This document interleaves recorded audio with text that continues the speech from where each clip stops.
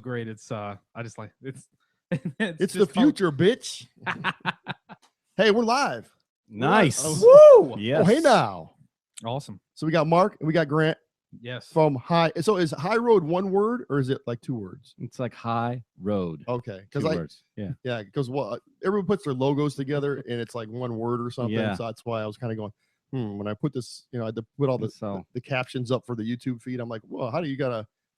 Is it High Road or is it High Road? So anyway, so what's going on? Not much, man. How are you? Thanks for having us out. Dude, I got the funk.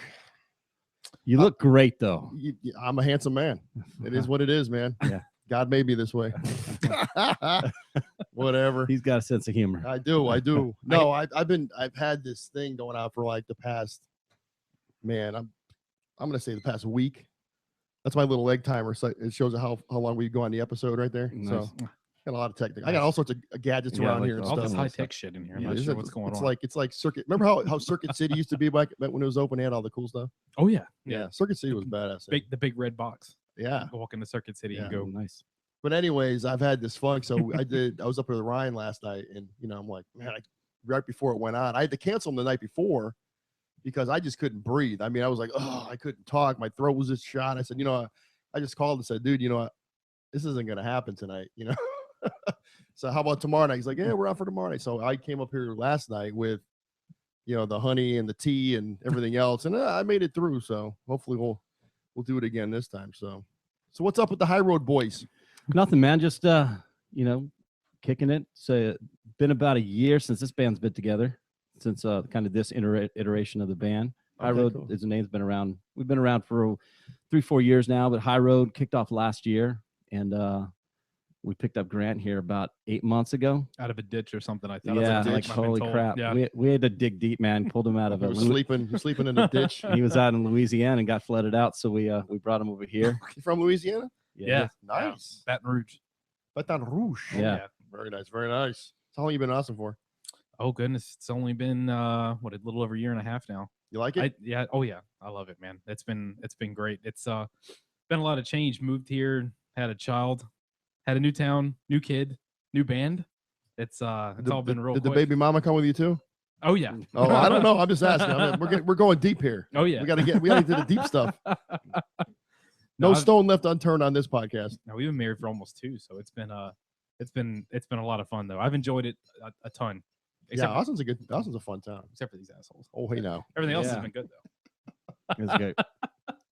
Austin's a fun town. I moved here and I'm originally from Connecticut. And When'd you move here? I moved here in 91. Oh. End of 91, right before Christmas. And came down for the music scene. I was a drummer. And like I said, back then it was all original music. There was no cover music back then. And just fell in love with the place. I mean, it's just, I live on the outskirts of Austin. I'm not like in Austin, but I'm a little further out, and I like it up here. So it's a little more, I'm not saying secluded, but it's not as trafficy, I guess, as Austin, and it's overbuilt and everything. Because so when I was building a house, I said, I'm going to move a little bit farther out, get more for my money. Yeah. So I bought this place in 2001. So I've been here for a good amount of time. But yeah, so I stopped playing. It's I don't know. It's been almost 20 years, pretty much. Man, off and on. Yeah, I moved here in 08. So you've been here a long time. What's the music scene been like then? Have you seen it really progress and change and go through all kinds of iterations? Like when I moved here in 91, it was a totally original thing. There was, you could count the amount of cover bands on like 3 fingers. There was only, you got on to 6th Street, there was like one that would play on the weekends on, Maggie Mays, that kind of a thing. They play a whole weekend. They make a shit ass ton of money down there playing on Friday and Saturday night for all the college kids. But the rest of it was all original. It was a totally original scene. You couldn't, if you were in a cover band, you really couldn't get much work in this town. Unless it was like for like weddings or, bar mitzvahs or whatever the case may be, But then it started kind of, I got out of it like around 97, 98-ish. So, but all my friends, I have like so many damn friends.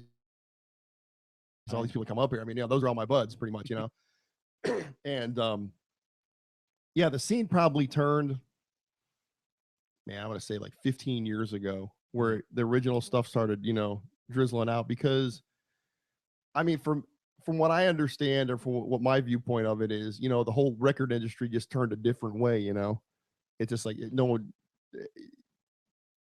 Record sales died. Everybody was downloading stuff and ripping people's stuff off, and the record companies were giving deals out, and the people from my era were like, okay, I played in the band this whole time. I don't have a real job. I'm just like kind of just thinking the way I'm thinking, not like putting any pressure on anybody. This is their situation. I'm just saying. But a lot of them said, you know, fuck that. I don't want to have to go find a job being 35 or 40. I'm just going to start playing in cover bands and make a living and make a good living at it. And I mean, I got a ton of friends that make a really damn good living playing in cover bands, you know, and full time. I don't think that's I don't even think that's just an Austin thing though, because yeah, it's all over the place now. Yeah, it's and just about the same time frame too. I think that's probably pretty good because we you know, when I was still living in Baton Rouge and part of that scene, New Orleans and all that other fun stuff, it was sort of the same thing, right? Like the original scene was pretty hot there for obviously like a long time, and it's college town, just like here. Yeah, I mean, because you got LSU like right around the corner. But the around the same time frame, probably about 15 years ago or so, it completely flipped, and like I got good friends over there that you know, they do great, but they had to flip over and like, man, got to do something, right? You know, so that, you know, we'll do the cover band thing and keep afloat. But like, not to say that original music is dead, because there's a lot of original music in this town. You know, but like from, you know, my whole group, my gang, pretty much. That's a lot of them are doing that. You know, even like Robert Wagner, he's playing in Suede. You know, making a good living doing it. Yeah, definitely. You know, but he has his little things on the outside saying what I mean. I know you listened last night maybe to Ryan a little bit, and you know, all Ryan's doing is he's playing in a couple bands, playing weddings and stuff, and playing covers and making a living doing it. So I mean, you can't knock it. You know, it is what it is. No, it definitely is paying. The only thing I'm disappointed in the Austin scene a little bit for all these great musicians that are doing the original stuff. Man, they're just these guys can't make any money, man. They're just like, that's the only thing I'm disappointed with. Like a lot of the clubs, they're not. I wish the clubs would appreciate the music a little bit more, like us and the people that come out to see us appreciate it. Yeah, I think what it is for a lot of people now, in my eyes, is people want to go to bars, they want to drink, they want to get liquored up, want to hit on some girls or hit on some boys, and they want to hear music that they know that they can sing along to. It's the same thing like when Aerosmith goes out, right, and they got a brand new record. Everybody's like going, well, play the hits. Fuck that shit. I want to hear like Walk This Way and Sweet Emotion. Forget that new song. That might be great, but I don't want to hear it because I don't know what that. Yeah, I don't know that new shit. That's how it is. Yeah, that's how it is at bars. You know, unless you're going to see someone like Bob Schneider, or, you know, that kind of thing. You know, Bob's like a staple in this town now, and everybody goes to him because he's a great musician. But they know what they're getting when they walk in the door. You know what I mean? So like the Vallejo guys. Oh yeah. Exactly. Vallejo's is another. Yeah. But they have their little side bands. I went and saw actually one of the brothers has a band. He's actually the drummer in Vallejo, and he's a singer in this band. It's called Dead Love Club. They're really good. Oh, really? Sort of like I'm not gonna say a disco rock band, but it was something like in that kind of vein. You know, had a real kind of showy. You know, he had these white platform shoes. I was just about on. to ask what they're wearing. Yeah, it was pretty crazy, but they were pretty cool. They were a good band. So you know, well, like it's stuff like that. It's different. You know. Something different to go see than the norm, you know. Definitely. So what do you guys are doing? Exclusively covers or originals? Yeah, we're exclusively covers. We started off doing kind of trying to find a niche. Started doing a lot, and we still do a lot of '90s, more of the kind of the pop punk dance kind of '90s stuff. Yeah, not the grunge kind of. Right. We're trying to stay away from being just a dude band, right? So we want to get some stuff to get some people. Right, we need a chick singer. I know one, a real good one. Yeah, I do. She's awesome. We always once Grant came on, he's like, when we're trying to figure out songs we're gonna play, he's like, is that a chick song? We're like, no, if that's a dude song, man, we got a lot of dude songs. Well, let's do stuff. Dude songs. Yeah, we got a lot of dude songs, but let's bring stuff out to get the ladies moving. You have a dude set and a chick set. Yeah, we do. Yeah, there's no doubt we have that. I will say though, that what I like to call the bro band stuff is a lot of fun though. I can't sit here and deny that at all. The bro That's, band stuff. No, dude, Any bro stuff is fun for me. we I love enjoy it. the thing is we love playing what we're playing. Mhm. We just love. Yep. We love to go out and play. We love to perform. I think we think of ourselves as we're really good musicians. Grant over here is probably, I'm gonna say, he's the best in the group, man. This guy's great. Wow. This guy, I play the drums. It's So not even talented. really I know. technically a. but this guy kicks ass on the Yeah, drums. just do me a little But- bit. Just back off just a little bit on that. There you a go. little, Okay, a little hot, yeah, Yeah, you're a little hot. You're hot. yeah. So That's what I hot. do. I want people to hear me, dude. Oh yeah, they're gonna hear you. Yeah. It's either you're too much or not enough. That's Yeah. always what it is. Yeah. Like, well, shut up. But anyway, we love to play, man. We love to perform. That's what it's all about. We though, love man, you know? we love making songs sound great. We love people saying things like, "Man, I thought I was listening to the radio when I walked in," and that just makes it kind of worth it. And we really pride ourselves on doing that. Hey, so I don't mean to interrupt. Well, Go. let's get this out of the way right away. I like to do this like in the beginning, at the end, because people kind of tune into the podcast in the beginning, listen for a little bit, maybe they'll come back to it later, or they're turning at the end. What do you got for Gotcha. dates coming up? We've been interested. We're playing Blind Pig on the 4th. We've been playing there quite a bit. Now, Down where's on that 6th at? Street, on 6th Street. 6th Street. Oh, the Yeah. Blind Pig Pub. Yeah, I was it's- actually down there about like in September. It's super During fun. the So we- day. and then and we were just booking some. I think I don't know what the date is now for because there's something we're playing down at Speakeasy. We got the Oasis coming up in March. Ah, Mhm. Yeah. cool. And That's gonna be a lot of Is fun, that like too. are you guys doing the Bo's backyard up there? Yeah. or- Yeah. We're I'll playing out tell there. you. I'll tell you what's going on with that after the show. So I can't tell on the podcast. Something secret, top secret. We're working Yeah. on right now.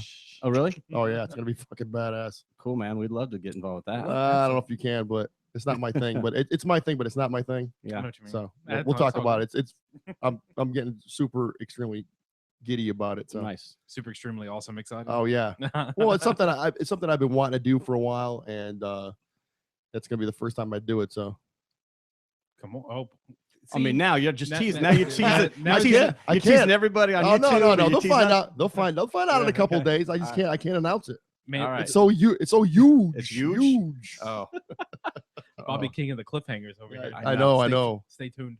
Stay tuned. Stay tuned. Stay tuned for the huge news. yeah. Excellent. But yeah, everybody should come out and check out a High Road show once. Yeah, I need to come out and check And- you guys out. Yeah. Yeah. It's again, it's a lot of fun.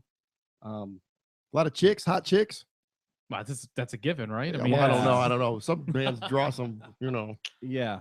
questionable, Oh no, well, questionable hot chicks. I mean, It is one of the reasons we like to play downtown. I mean, Oh yeah. loading sucks, traffic Yeah, sucks. I was talking to Ryan about that last night. He was like, "Man, because everybody is so against going downtown now." Because and he was telling me last night, he goes, "Well, it's kind of cool for me because my wife drops me off and picks me up." You know, Oh, that's nice. That's nice. I don't know. I would love to have that. That's awesome. Like I said, the guys at Blind Pig have been great to us, and it's not a bad deal, man. We pull right behind, we unload our stuff at the end of the night because you have to carry it up a flight of Oh stairs. Jesus! But at the end of the night, they have bar backs carry all our stuff down for us. We pull right up. Nice. It's super nice. it's I was like, what? That's Yeah, I awesome. mean, I'm too old to be lugging gear now. right? yeah, we always Too old. But then, man, when you're out there, you've got a couple hundred people, a bunch of kids out there having fun. That's what makes it worth it. You need to do what Joe and Jet did, like in the early. Was it? I think the early, middle. When did Liberty Lunch? Remember Liberty Lunch? Mm-hmm. When did Like- that close up? She was one of Oh. the last acts to play there. So we talk about maybe 95, 96. Oh, I don't know that, man. I don't remember that. 95, maybe. Okay. Yeah. I mean, it's mid 90s though. Yeah, well, she would. Well, Roughly. that was right on the time that she came out as being a lesbo. Mhm. Lesbian, That's why I think politically yeah. correct people. And she was blonde and all that stuff. Yeah, But she had an all-female road crew, nice. so it was like you guys need to get an all-female road crew to haul the gear, and, Oh, like that'd be bikinis and awesome. stuff. That'd be awesome. Yeah, bunch of leather. Strong ones though. You can't be weak Yeah. ones. Whole show's unique at that point. Oh Let's just- yeah. That's maybe we should take that up. You think we should? Gotta. Mm. Hey, everybody's got to have Mm. you need a gimmick. That's what it is. Or just throw It's a a balloon in his gimmick mouth. world Yeah. now. That's, I mean, look at that's our what- president. It's a gimmick world now. You know what I mean? It's just, See, that's what we need. We no need offense. We need a thing. We need a Mm, I'll gimmick. take We need a further gimmick. a further gimmick. Yeah, like a little bit like something to add on, little tacked on extra. Mm. Is Let's that go. right? Let's work on that. Maybe I'm gonna we work can- on. So I got to. I'm full of ideas all the time. Something comes up. maybe some. I'll Yeah, give let you us an know. idea. Maybe some people will chime in later and tell us what they think we should do. bomb, smoke, lasers. Those are my main three that I like. We like In we're that all good. order. Can't do that anymore though. No, smoking lasers, all right. Yeah, Great White ruined that for everybody. So Yeah, Womp. burn shit down. no offense. Yeah, It's no doubt. Womp I womp. remember our band, our band back in middle '90s when we were here, we invested all that shit. We had a show when we went out. We had concussion mortars. We had these flamethrowers that would shoot up out of the floor, like one on either side of the stage. And I missed that stuff, man. It was it's cool. And we actually used it, believe it or not. I wish I had like video of it. Not too much video from 20 years ago, you know what I mean? So Yeah. That's a good point though, because I mean, like, for original music and all that kind of fun stuff, I mean, like, people took that whole performance. I mean, yeah. it's serious, like that's something else I kind of miss too about like the I mean, at least from what I've been a part of with the original music scene's been, like, man, people took like you said, took it seriously. Like, you didn't go mingle with people before, you didn't go mingle with anybody afterwards. That's how like, yeah. Well, you heard that podcast, right? Yeah, oh yeah. Yeah. That's oh yeah. Well, that's how it was though. But that's legit though. I miss that. I miss a lot of that. Yeah, type of bands thing. would show up and they would either hang out in their like their car, or they would come last minute. They'd walk from the back door onto the stage, and when they were done, they would walk to the back door and leave, or just out.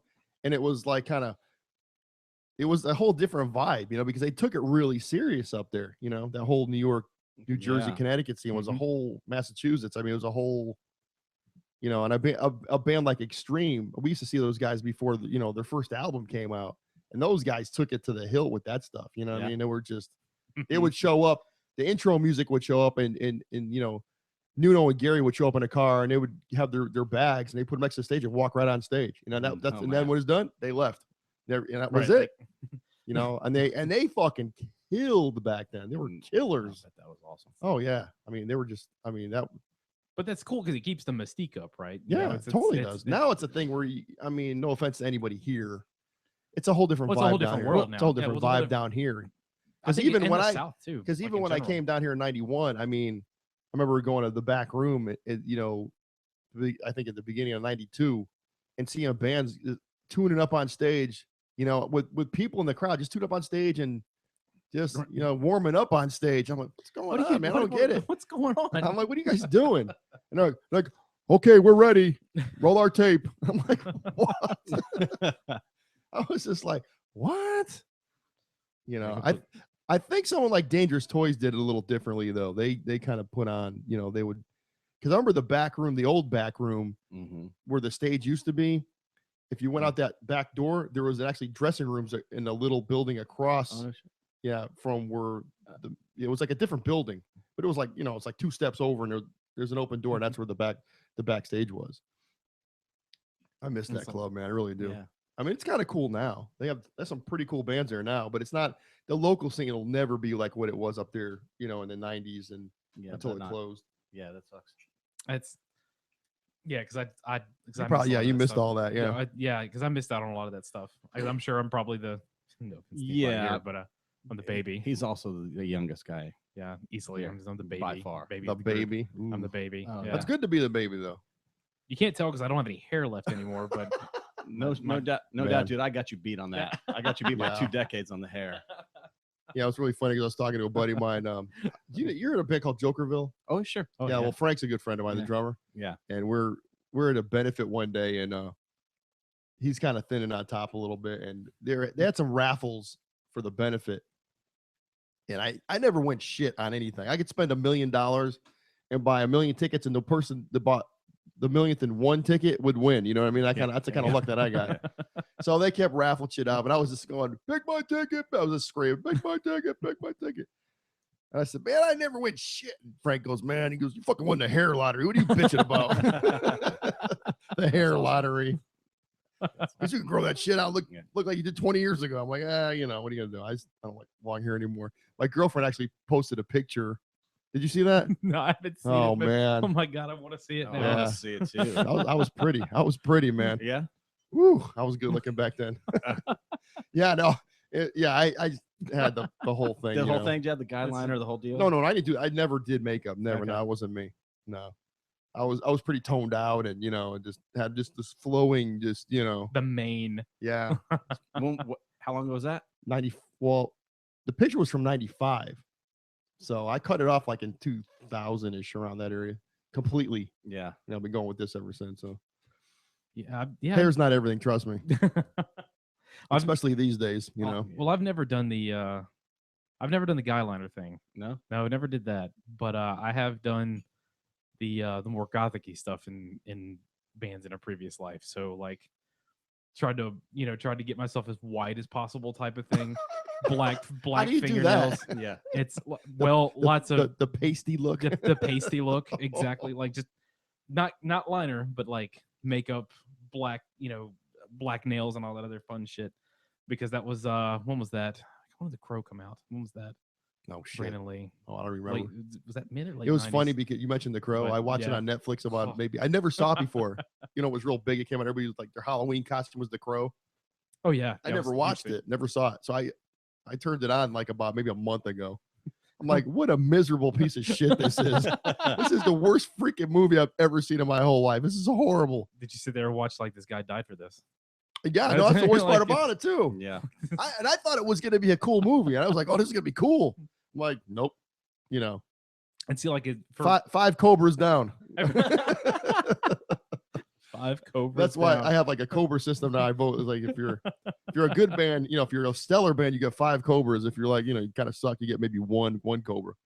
That was a negative Cobra movie. It was horrible. What is the Cobra deal? It's like thumbs up, like the movie thing. I do oh, everything with Cobra shit now. Oh, nice. 5 fangs down or something. yeah. Like 5 my Cobras down. God. 5 Cobra bites to the face.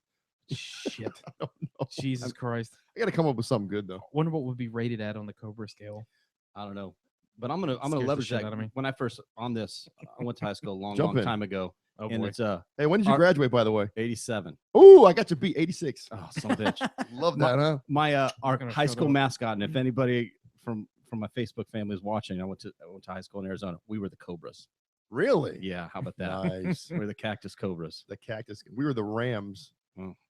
Cactus Cobras. It's really funny because I hear For about reals? That's great. That's great. It's really funny. I got Arizona, man. Should be a band name somewhere. It's really funny because we all of our friends we give each other nicknames, and is one of my buddies, my buddy Dave. I gave him. He's like one of these dudes. He works out all the time. You touch him, he doesn't even feel like he's real. It's just like he's Like, doesn't jacked. move. He's jacked, but he puts a lot of work into it. He's just fucking jacked. So I started calling him the Meat Hammer. Because we're talking about like how like hey, stick that body down to oil can Harry's and sling some dick and make some money. So we call him the Meat Hammer. Yes, I made this little meme that said, said Davey Boy Gonzalez, Meat Hammer of the Year or Meat Hammer of the Month or something like that. So we started calling him Hammer and Meat Hammer, and his girlfriend hates it, but I was like, so everybody's like, tell me that's the best man. I wish I had a nickname, Meat Hammer. That's the best nickname in the world. Oh, Meat Hammer. Meat Hammer. I guess it's better than the Butcher. The So butcher. that's probably It was good, man. When I The was Meat Hammer. that's great. man, when I was in high school, Yeah. I worked at a place where you had we made patio furniture out of PVC pipe, right? So that's how long ago this was. My manager was like 20. I was 17, and he called me Meat for like 2 years. That was all I was. I would go to work. He's like, "What's up, Meat?" So Well, that's the I dude off of became Porky's. Meat. Remember Porky's? yeah, Yeah. so whatever. Why do they That's call you Meat? Unfortunately, it was only that dude that called me Meat. I never got like the ladies to call me Meat. Meat. Yeah, it's a little Well, we're not going to go down that path. like meatloaf, That's you know. good. You don't be called Yeah. meatloaf either, so Yeah. it's a little much. Yeah, Where'd you go to high school? in Phoenix, Arizona. Phoenix, Arizona. Yeah, Doesn't Halford live there? He lives in Arizona yeah, somewhere, it right? was out Phoenix? yeah, I think it's out in kind of the Tempe area. I Really? think that's where he's from. Yeah. Hmm. That's Tempe, Arizona. So how That's the rough. hell do you end up, the guys from England, I know, how does playing that Judas work? Priest for Like- 50 years. How does he end up in Arizona? It's kind of weird. Tour stop probably, I think I need to move I think I need to move to somewhere really warm. Maybe that's what it is. Didn't you? Maybe that's what it is. What's that? Didn't you move to somewhere really warm, like here? Well, I mean, warm all the time. well, hold on a second. Like I'm from the jungle. Like Yeah. it's I mean, South Louisiana is nothing but a nice 98% humidity all year long type of thing. So, So there's like a lot of alligators and stuff where you were? oh or- yeah. Oh, Really? yeah, absolutely. Oh yeah, Did you see crossing that- interstates and all sorts of Did fun you see stuff. that Oh, yeah. video the other Oh, yeah. day on Facebook? Huge, with that the big old with the Yeah. alligator just walk through the field and people are just standing there. Was that real? I don't know. That was big ass alligator. I don't know, though. but it wouldn't surprise me because I've seen some pretty large gators. I'm And surprised they that's- didn't. I'm surprised somebody didn't kill it. You see the alligator show where the guys in the boats, was it swamp hunters or whatever it is? They're on the boats. These Oh, yeah, Cajun whatever. Yeah, guys. that's, by the way, I've throw my wife under the bus here. Real quick. She's one of those girls that shot him. So my so my wife Jessie is she's from a little town called Parody. It's about I don't know, about an hour north of New Orleans, maybe less. And it's kind of funny to watch those types of shows because we were watching. I wish I could remember. Is it Gator Hunters? I can't remember. But It's like swamp so- hunters, swamp or hunters or something. something. Swamp something. I don't but know. like I swear to God, Swamp people. That's what it's called. thank you. I knew it was Thank something to you, do with a Bobby. swamp. Somebody got to be smart around here. I don't know. But Not me. But like we're totally watching the show at her at her parents' house over there, and I'm like, man, this is some crazy stuff going on. Like just watching, because I'm used to it, but it's just interesting to see it on TV. It's weird. And she, I swear to God, she's like, I think we know those guys. I'm like, are you serious? Right? Yeah, I think we do. And like her parents are like, yeah, I think we used to babysit them when they were kids or something. I'm like, you've got to be kidding me right now. It's like just to see stuff like that it's crazy. Have you seen the one where there were two brothers? They looked like who's those guys that Jesus. Who's the guys that got real big with the Duck Dynasty? Duck Dynasty. They look like the guys from Duck Dynasty, but they're about 100 years old and they're brothers. And they live out in the middle of the swamp. And they show them like cooking like any kind of animal that walks by, they'll stab it and they'll throw it on the grill. Yeah, it's like You know what I'm talking about? I don't know what it's called, but I know what you mean. Because they're like these guys that just basically like live off of whatever's but they're type of thing. crazy. They're brothers, and I don't know what they did for jobs or if they even had jobs. I mean, they're out there Probably killing muskrats and lizards and whatever fell down out the tree. Like They're still trading like fur pelts and stuff for like but they showed them one time they had it was a bat or something, and they killed this bat, or the bat fell down and broke its wing. So they show him skinning it and throwing it on the grill. Oh, we got us a good bat tonight. We got us a good bat, and he's cooking it up and he's putting like, I don't even know what he's using for seasoning. I got no idea. I don't even want to know.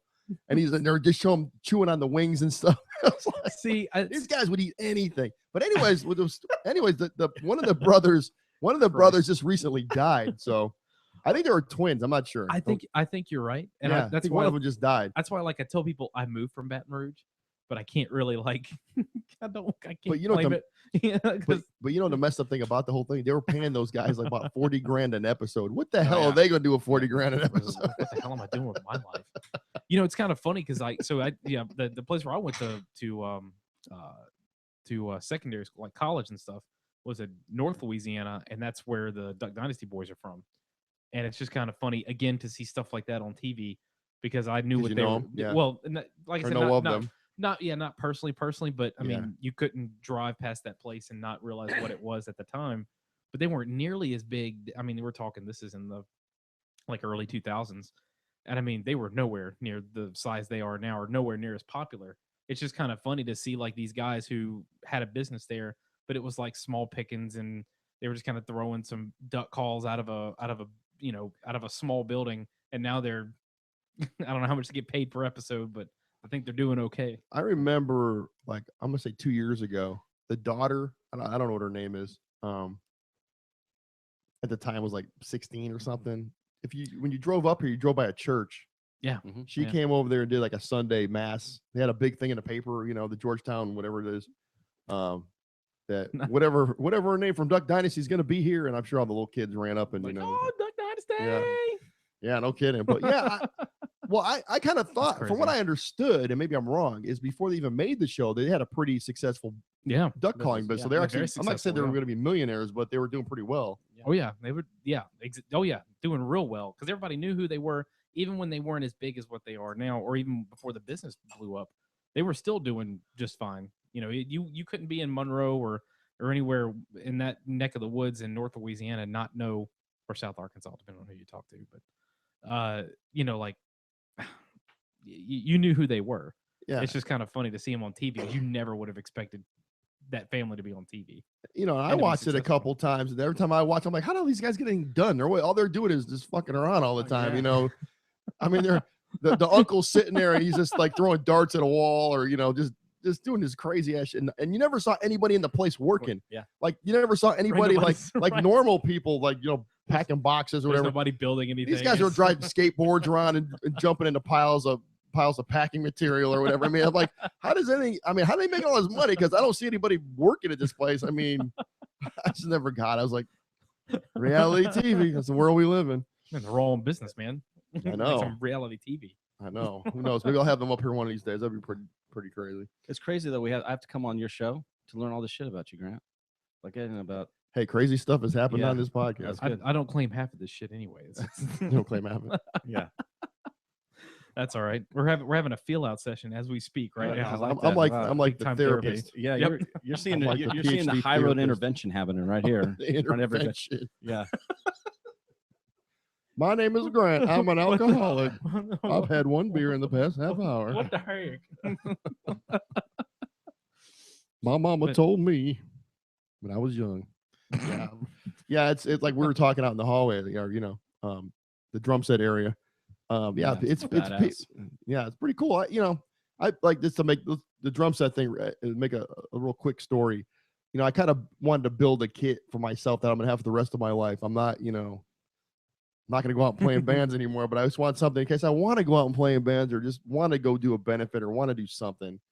I want to practice once in a while. I got something I could, you know. I mean, he got more than something. Yeah. It makes me think, dude, I'm gonna get way off track, but I'm looking down in your corner, man. Is that Operation Live Crime down there? Yes, it is. Fuck, man. I was just thinking of that just this week. It's so crazy it's there. That's the That's- VHS version. Oh, dude, bought I that had the- it.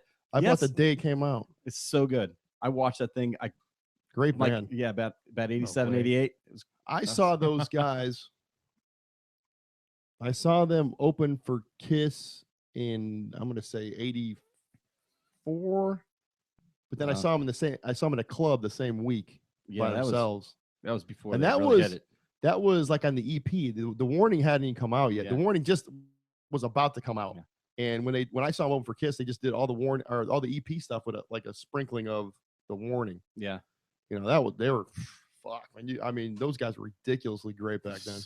So They good, were. man. They were just, you know, that's when Jeff Tate could hit all the notes and Yeah. you wouldn't, all the high notes wouldn't handle, you know, Hey, I was gonna say watching Tate now because again like I grew up on a lot of I say grew up. he's still a great singer. Don't get me wrong. Yeah, I'm he's just still saying, great, but back then but- it was like, whoo. It's nothing like it was back then. No, they were but so good still. live. It was like, I mean, it was just so great. All the work was so good. That's just so crazy Yeah. that we're seeing that.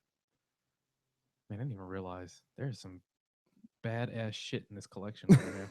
I've heard Bobby talk about it, but it's another thing to like Yeah, see it's some a of lot of it, you know, and I hate to, you know, but I'm gonna be totally honest with you. A lot of it when I was younger went to pawn shops because I was, you know, we're Yeah. starving musicians and Yeah, I had a gotta make lot of it- stuff that went. it. Yeah. Yep. Oh yeah. So now I'm at the point now where, hey, you know, I go out and buy stuff here and there and, you know, so I'm trying to rebuild it and stuff. But yeah, I got some cool stuff I there. bet you wish you had some of that vinyl probably you had back in the day now.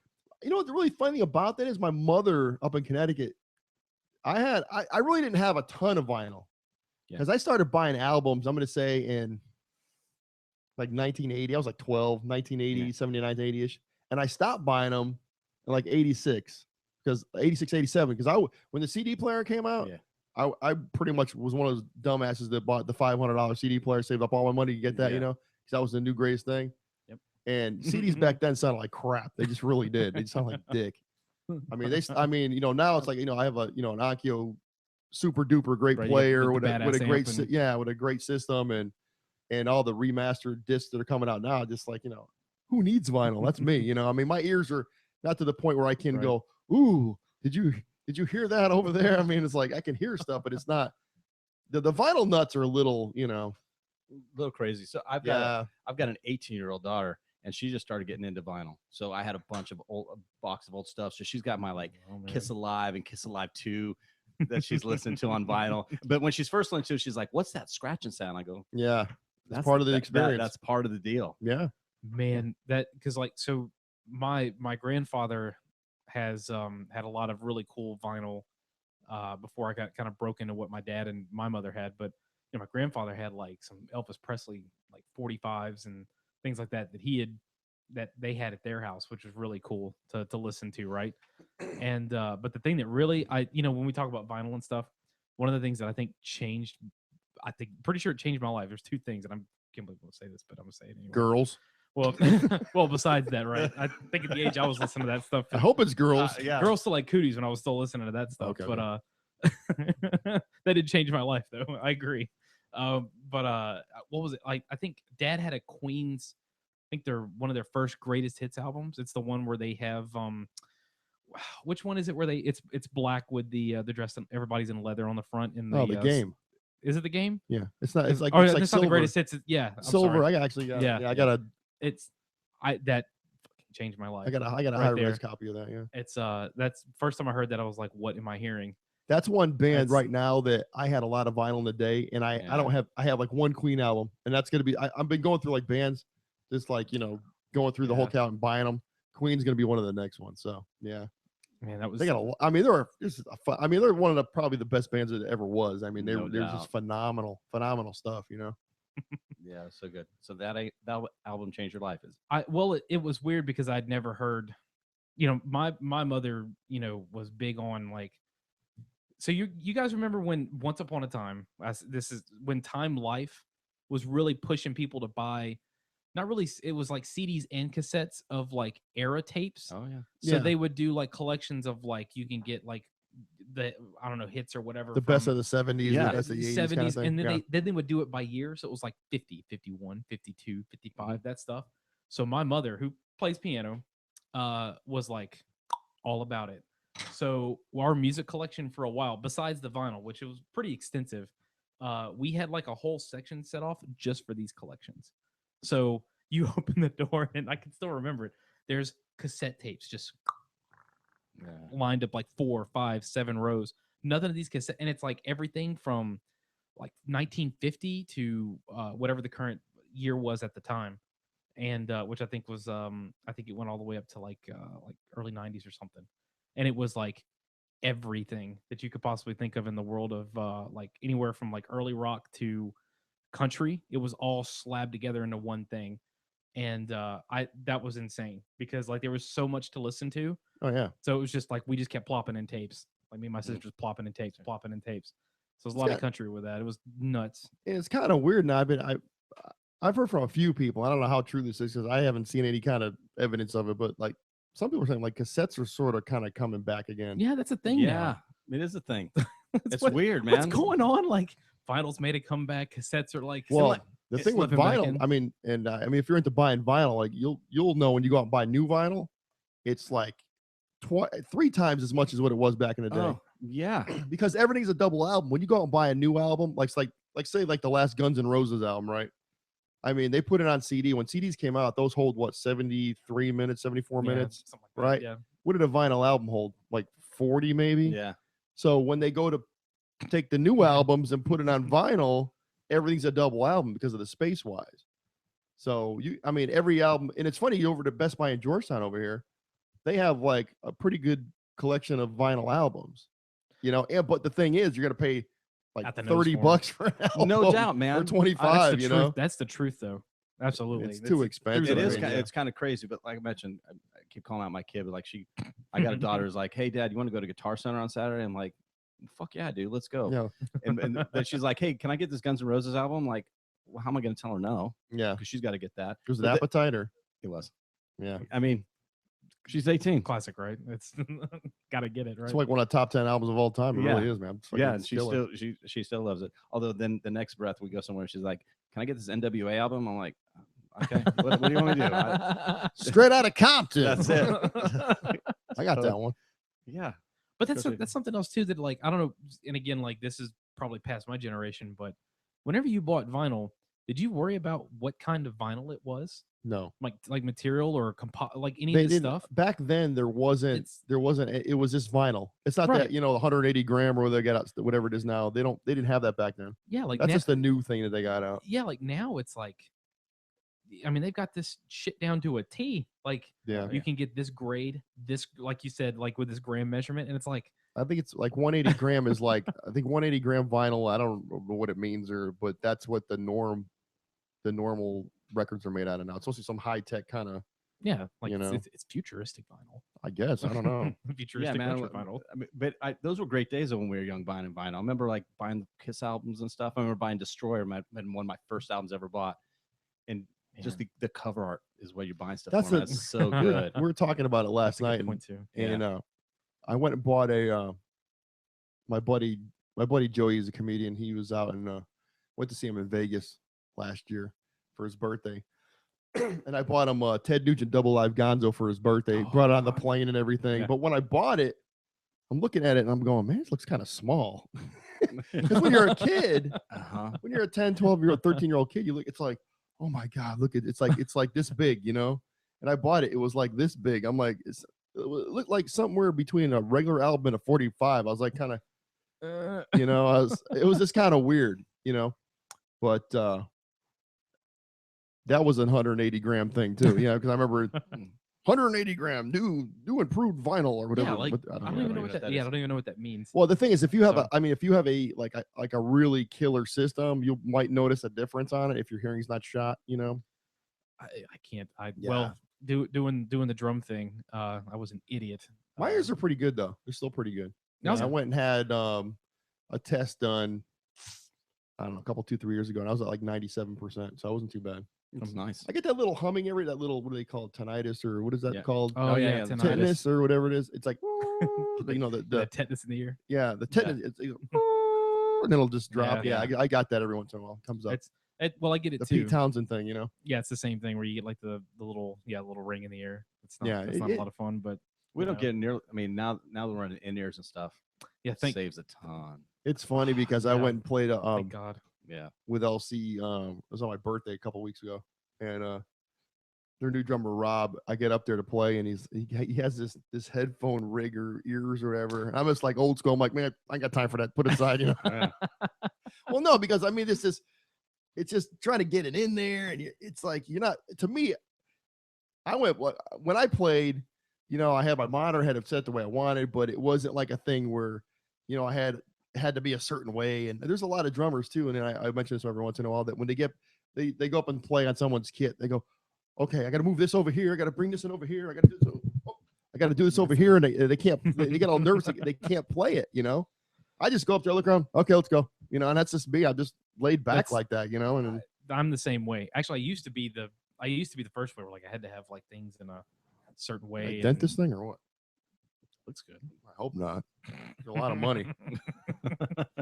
Fucking Bobby over here killing the gear. Fucking Yeah. breaking my own shit. Yeah. Happens at it's- a high road show. These 58s aren't cheap, you know. But I used to be like that too. I used to want to be like, put this here, put this here. Yeah. Like even on somebody else's kit, or you do like festival lineups where you're just making the rounds and stuff. Yeah. And I remember I had like an epiphany at one point, and that I was like, why am I doing this? Yeah. Like like, does this really make me any better? And the first time I didn't try to do it, I was in a Smashing Pumpkins tribute band at one point, and I'll never forget, like, the band that we were opening up for was a really good all original band. Actually, they were good. And so the guy had his old, you know, his kit set up there and everything. It was like a really old Pearl kit from the late 70s, I think, early 80s. And it sounded good. It was a good looking kit and all that. And I was like, man, I'm not touching this dude's stuff. I'm not messing with it. I was like, I'll just put my cymbals up here and call it a day. And I, you know, everybody was like, man, your kit sounds great. And I'm like, man, that's not my kit. And that's when I realized, I was like, well, maybe I don't sound like shit having to be like an asshole trying to move other people's shit around. And that's the point, Bobby, where I just didn't care anymore. Yeah, I just don't give a fuck. No, the only thing I really kind of have a beef with is bass drum pedals, because everybody sets their tension a little bit different. And I'm always, mine are super tight, Oh, no, you know. right. You got to bring your own. Yeah, That's and the well, thing. you went up there like, hey, come up, play a song. You know, we'll go to the car. I gotta get my pedals. You know, it's like, nah, just get up here and do whatever. Oh God, yeah. I played in Pedals are the worst for drummers. Yeah. I played in a like a tracks band for not very long in Baton Rouge because I didn't like it. It wasn't a lot of fun, but it was I will never forget, the guy had his own kit. Like the guy who ran the band like had his own kit and had his own pedals and stuff too. And I loved D-Dub stuff, but the way he had it set up was like it was floppier than Grandma. No, you know what I mean? I don't know how people Like can it was play like those. Yeah.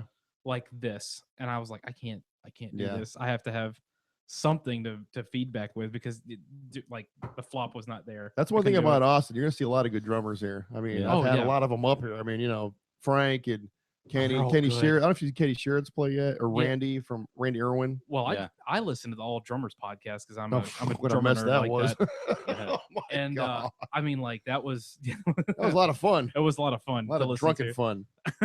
Well, Well, even like like Rob from the new drum for LC. He is Right. really good. He's a great drummer. They're all really Yeah. good. And And they're all different in their own ways, which is kind of cool. I Yeah. mean, Rob puts up a lot. There's a YouTube page. It's like for just drummers. They show all their drum kits and everything. I don't know if you're on that yet. no. Well, no, I anyways, haven't. Rob posts up all these little videos all the time, and he's like either practicing paradiddles on his kid or he's showing his how he warms up his feet. Yeah, I mean, he's got some good exercises to check out. Yeah. Who did you have on? And I'm showing my ignorance here, but like, who did you have on that had tech for Bonham? Oh, that was Kenny. That was Kenny all right, Shirts. That was Kenny because I checked out some of Kenny's YouTube stuff. Oh yeah, and I was like, oh my god, this is like some of the best educated Kenny's stuff really good. Yeah. ever. Like, and you don't have to be a drummer to appreciate it either. It's like legitimately educative stuff. Educated? Yeah, Yeah, educated. He's he's he's tech for really the cool. guys. I don't know the drummers' names. I'm not up to date on the new guys, but he tech. You know that band Train?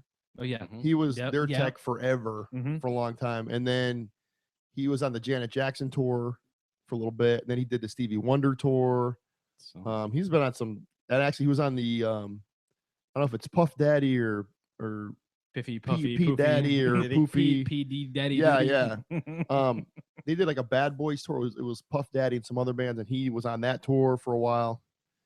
So yeah, he knows his shit. He really does. I mean, he's a great player. I mean, he's just when it comes to like tuning drums, it's like Yeah, dude, it's he's amazing. phenomenal. It's amazing stuff to watch. I learned like it's kind of cool to watch other people do that just to kind of pick up what other people do, which is really cool. And I once upon a time I used to work at Guitar Center, and we had the guy who drummed for Erica Badu for a while, Mhm. who did her European tour, and that's another guy who I went to for like a ton of stuff. Yeah. And those resources are amazing to have. Well, the cool stuff. thing with Kenny is like, look at the YouTube channel. He's like one of these kind of guys, he has so much knowledge, and he's not one of these kind of dudes. I'm not going to tell you. That's my secret. He'll tell you it's anything. Anything No you matter want. how stupid the question is, he'll, okay, dude, this is, and he gets all excited about it. Like he's on Christmas morning, open up a present. He's that kind of dude. He's a super cool dude. He's just one of those kind of guys, Yeah, the studio stuff's great too. Like that's just Yeah. it's great. So I don't know. I enjoyed it. It was a lot of fun. Yeah, I mean, I don't know if you're friends with him on Facebook. Hook up on Facebook. If you ever have any kind of questions, he's more than happy. You might take him a little bit to get back to you because he's real busy. But actually, he's supposed to come up and help me tune this kit. So, yeah. And I'm sure it'll sound ridiculously amazing because I'm tone deaf. So when I tune stuff, it's a little. I Well- tune what sounds good to me. I know what you mean. It's You know what I mean? And it's Yeah. like, so for me, like to tune drums, it's I'm just not good at it. I'm really not. well, the other thing too is like you can maybe tune it to where you think it sounds good, but depending on how you're popping through, whatever stuff you use. I mean, the mics and whatever Yeah. else you're using for live sound, you think it sounds all right, but I mean, people that are a lot better than I am for that kind of stuff know what that's going to pop through on the other end. And Yeah. that's key. So that's always kind of cool. But everybody's played it because I've used it for a couple benefits, like not say recently, about a year ago, and everybody plays it. It sounds amazing. So I'm like, okay, cool. I guess my tuning's not that bad then. I don't know. Oh my god, unbelievable. That's better than it probably sounds better than some of the tuning that our The old Nirvana tuning. You ever our seen- I was gonna say our bass player and our lead guitar player tend to have. So yeah. Oh, they're Bury- not, they're not bury the tuned? band. Not very good tuners. I'd say frequent tuners. They Yeah. they like they play Chinese tuning. a Oh lot. boy. So it's No, no, we're just giving you them gotta crap 'cause screw they're with not them here. now. They can't. They They can't can't defend defend themselves. They can't defend themselves. Fuck 'em. themselves. We can Yeah. call. We can talk to them right now. If we call them up and hey, what? You want to defend yourself? It's Yeah, like like people's court. Yeah, I'll be the judge. Whatever happened to that show? That was a great show. it was a great show. Hey, so you guys got any I so you went through your shows already. So what are you guys looking to do this year? Just the same old grind, or are you looking to do something? No, like I think crazy cool stuff. We want to do. We just want to expand. Kind of, do want to get more into the business side of this thing too, because we get that, you know, to be a great band in this town, you got to get that following built up too. So, you know, really taking a critical look at the songs we're playing, what we want to add, how we get more people, how we engage. Because you mentioned earlier about, like, you know, people just come to the show and leave. You can't do that anymore, man. You got to get out there and you got to talk to people. You got to thank them for coming to your show. You got to do that whole part of it. So that's, you know, we had a good year last year, and we had like 40 some shows we played. So we were busy for exactly as busy as we want to be. Yeah. And you know, we want to do a little bit more than that, and kind of just broaden what we're doing and broaden, you know, High Road to a lot more people here in town. It's really. So you guys looking for like new clubs to play and stuff, or just the same old things? No, I mean, we're always looking for folks. You know, we want to play in the right clubs. I think there's a lot of stuff that you can play that, you know, we put a lot of effort into to our show. We carry great gear. We have the light show. We do all the things that you need to do that, but that we want to go places that kind of appreciate that. Right. And bring it in. So definitely want to be expanding where we're playing. We've played most of the, I mean, we've been in and played most of all the clubs around here, right? I mean, there's some that we haven't played in for a while. Like we haven't been in Shooters in a while, but you know, we're doing most of the regular scene around town. Yeah, I mean, spring's coming up too. So you got all those outdoor clubs, you know. Yeah, I mean, like wintertime's always kind of January and February always let down, and which is fine. We take some time off. Like we're kind of in the shed, just kind of learning a bunch of stuff right now, adding a bunch of new songs. Yeah, you know, we were doing a lot, like I said, a lot of '90s stuff, which we love, but we're expanding that. We were just having fun the other day, just doing some more '80s stuff, and just, you know, adding more stuff. Bill's not here, but we just did this kick-ass version of Thrift Shop, like a rock version, kind of heavy metal. It was badass. Cool. It was really fun. Man, that was actually that's what I was gonna say. Probably the most probably for this year that I think is gonna be maybe a little bit different for the band. And I feel like I'm the newbie, so I'm not gonna I guess I won't get too far into it. I'll do the Bobby cliffhanger, but the Bobby cliffhanger. But I will say that, like, the thing that probably excites me probably the most is the expansion of like what our set looks like. To Mark's point, it was kind of heavy '90s there for a little bit, but it has done this, and it's done it pretty quick. So I figure pace for rolling, it might be. There's no telling what we'll end up with, honestly, at the end of it. But I tell you what, yeah, kudos to the guys. We did some. I think I can't remember how many new tracks we did, but I mean, it was a lot of fun, and the crowd ate it up, which was another fun thing too. Really good. It was so fun. So yeah, I need to do that again as soon as possible. Yeah, that's one thing I've been noticing. Like, just like I kind of, you know, I listen to bands when I'm out, but I kind of more like people watch, you know, and it's it's, you know, the girls just want to be able to go out and dance. That's their thing. You know what I mean? So if you're playing a bunch of tunes that, if you got a bunch of dance tunes or rock tunes that, you know, have a good meter to them that, you know, chicks can go out there and shake their ass, get all sweaty so they can go to the bar and buy drinks. Oh yeah, right. I mean, that's what it's lottery won, you know. Yeah, that's what it's all about, man. That's why the bar owners want you there to sling drinks, you know. That's exactly the point. Exactly. Right? Exactly. And so building that following to bring them in, and we got to have the right songs to do that.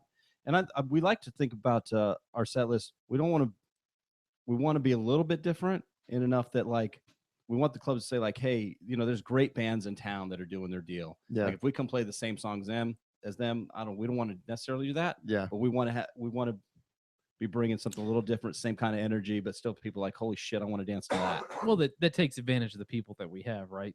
Like I said, Billy just does a phenomenal job with. Actually, you know what? I've thrown him under the bus, but I will tell you this: if you want to hear somebody probably do the best Green Day, like Billy Joe impersonation ever, our bass player can do it. Really? I'm talking like to the T. It's kind of creepy, actually. It's like if you close your eyes, it's like, oh my god, this dude sounds. He's a stalker. Yeah, It's creepily like Billy Joe. It's the dude from Green Day. It is. It's pretty crazy, and he does it well. So if you want to hear the closest thing, I guess, to it, that's another cool thing to listen to hear. It's pretty nuts. Yeah, you know, I think this is like my personal opinion. I think every cover band should have their own little niche, like their own little set of stuff that they just do by themselves. Because, you know, all these bands that, you know, they go out there pretty much, I'm gonna say identical, you know, set list, but pretty close. Yeah, you know, it's the list. yeah, it's the There's list. always the list. So everybody can jump to other gigs at a last minute's notice, and because they all know the same tunes, you know. Mm-hmm. But if you have that, if you have that certain set of just stuff that like my girlfriend loves Audio Slave, right? That's her band. She loves Nice. Audio Slave, loves the Aerosmith and Audio Yeah. Slave are her bands. So she's, every time we go see LC or whatever, she'll go up to Matt and she'll be like, "Hey, when are you gonna learn some Audio Slave?" And he's kind of looking around like, he goes, "Well, we tried that, or whatever, his excuses. We tried that, but it didn't work and nobody liked it, or but that's a good point though. I think everybody does have that band that's like that you like, that is sort of unique to you maybe a little bit. yeah. Now for musicians, I think it's different because then you have to get kind of in no man's land. But And I I'll think tell you, everybody's got it though. I'm really digging the tribute bands now. I mean, there's a lot of them coming. There's a lot of them coming a out. lot of coming through. My buddy Jesse plays in a Tool one. Oh and yeah. Jesse Tread. Yeah. Yeah. He was up here like early on, and you talk about those kind of guys after a show. He will go and thank every single person. Thank you so much for coming. Thank you. I mean, he's like that kind of dude. Yeah. Sweetheart of a guy. Actually talked to him last week. They're probably going to come back up. Now that we got the new setup and everything, he was like, back we had the little mic stands. And pretty bad. It was horrible. So we got all the new stuff and the new video and stuff. So they're if you're a Tool fan, you gotta, I don't know if you ever seen them or not, but you need to go check them out. They're really, really good. They have the whole, he dresses up as Maynard, the different costumes, and they got like a whole video display in the back. And I mean, they go for it. Go all out. Yeah, they're balls deep in it. And it's, Yeah. I mean, it's impressive. And I even told him, I said, dude, this is really good. Yeah, we did the when did we do that benefit show? It was in August. Man. So we did a benefit at Rusty Rudder for the flood victims out in Louisiana. Yeah. And it was Departure.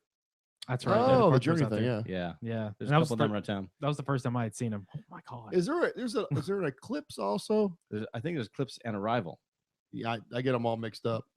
Yeah, there's a few of them. There's more of those tribute bands. I know I think it was before you were with us, Grant. We played a show earlier this year at Hanover's, and we were playing with a Dio cover band. They fucking, was it Stargazer? no, it was I think it was Mob Rules. Mob Rules. Okay.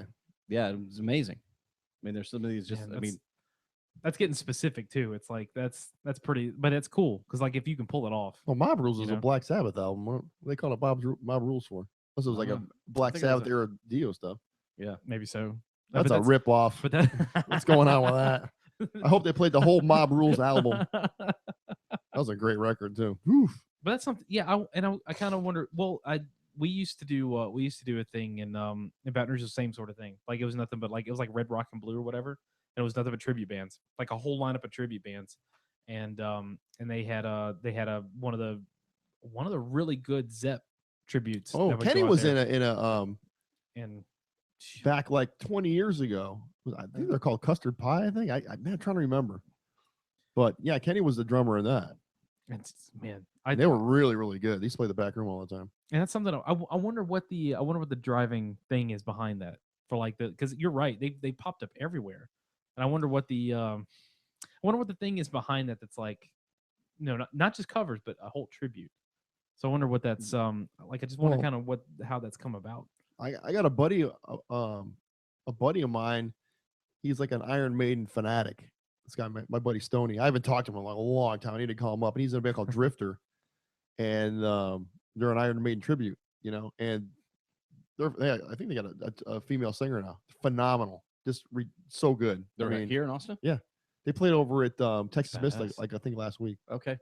That's badass. Yeah. Yeah. Go check But that they're out. like, I mean, they have that one. There's the Rage Against the Machine. Oh, It's funny yeah. because the guy that plays in the Tool band also plays in the Rage Against the Machine band. The same era, and same kind of that same sort of time period. Yeah, and then Makes sense. they have the Def Leppard tribute. It's, Yep. that one that's based out of Dallas, I think. Yeah. But they have a whole bunch of them. There's a couple of good Def I'd like to ones, do too. that. I would love to do a tribute band if it was a super like I think I think the band that someone needs to go out and do, and it would attract all ages, would be like a Rolling Stones tribute band. Oh yeah. Oh yeah. Just That'd be play great. hits. Yeah. They only got like 2, but it's, you know, Wouldn't it was funny. Went and saw him up at the my buddy Bill. He's a diehard Stone fanatic. My buddy Bill Ferguson. You'll see him up here. It's like him and Brett McCormick. That's like the 3 of us. Yeah, we're like, we're You all go 3 way of us. back. All 3 of us Right. are pretty close. Yeah, we just fucking just up here bullshitting, you know.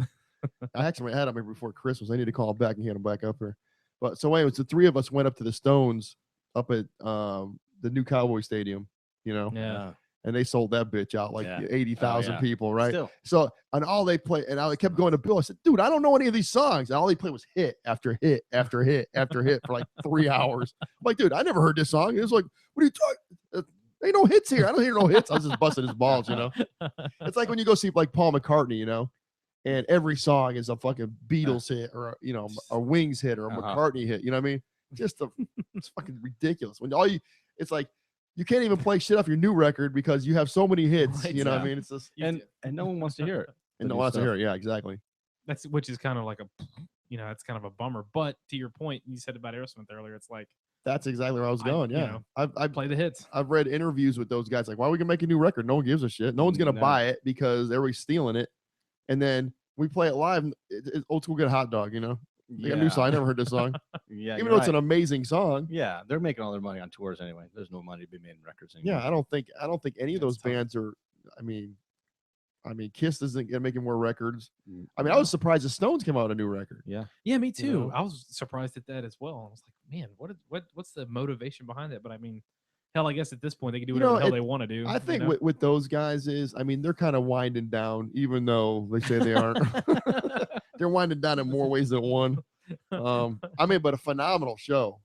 I'll tell you that stage. If you saw the last Kiss tour or like one of the last ones that came to Austin, you could fit 2 of those Kiss stages side by side and have a little bit extra on each side to what the Stone stage was. Not that. It was I- ridiculously huge. I couldn't believe how big it was. I It was believe it. huge. It's It was huge, Huge. huge. this big. It's But they put on a It's great nice. show. I mean, they opened the top of the stadium, had fireworks shooting out at the end, big fireworks show, and it was really cool. it's been a long time, but the last time I saw the Stones was when Reliant was brand new in Houston, Really? Yeah. and it was they were the first concert that Reliant ever had. Wow. And my uncle is a massive Stones fan. I'm talking massive Stones. There's a lot fan. of them too. And he took me there, and I can't remember if it was my birthday or whatever, but like totally went to Reliant. I do remember it was brand new, and I could not believe how big the stage was. I think that was the year where they had they came out with 40 licks, and that was the it was their hits, but they had some of the new tracks on it.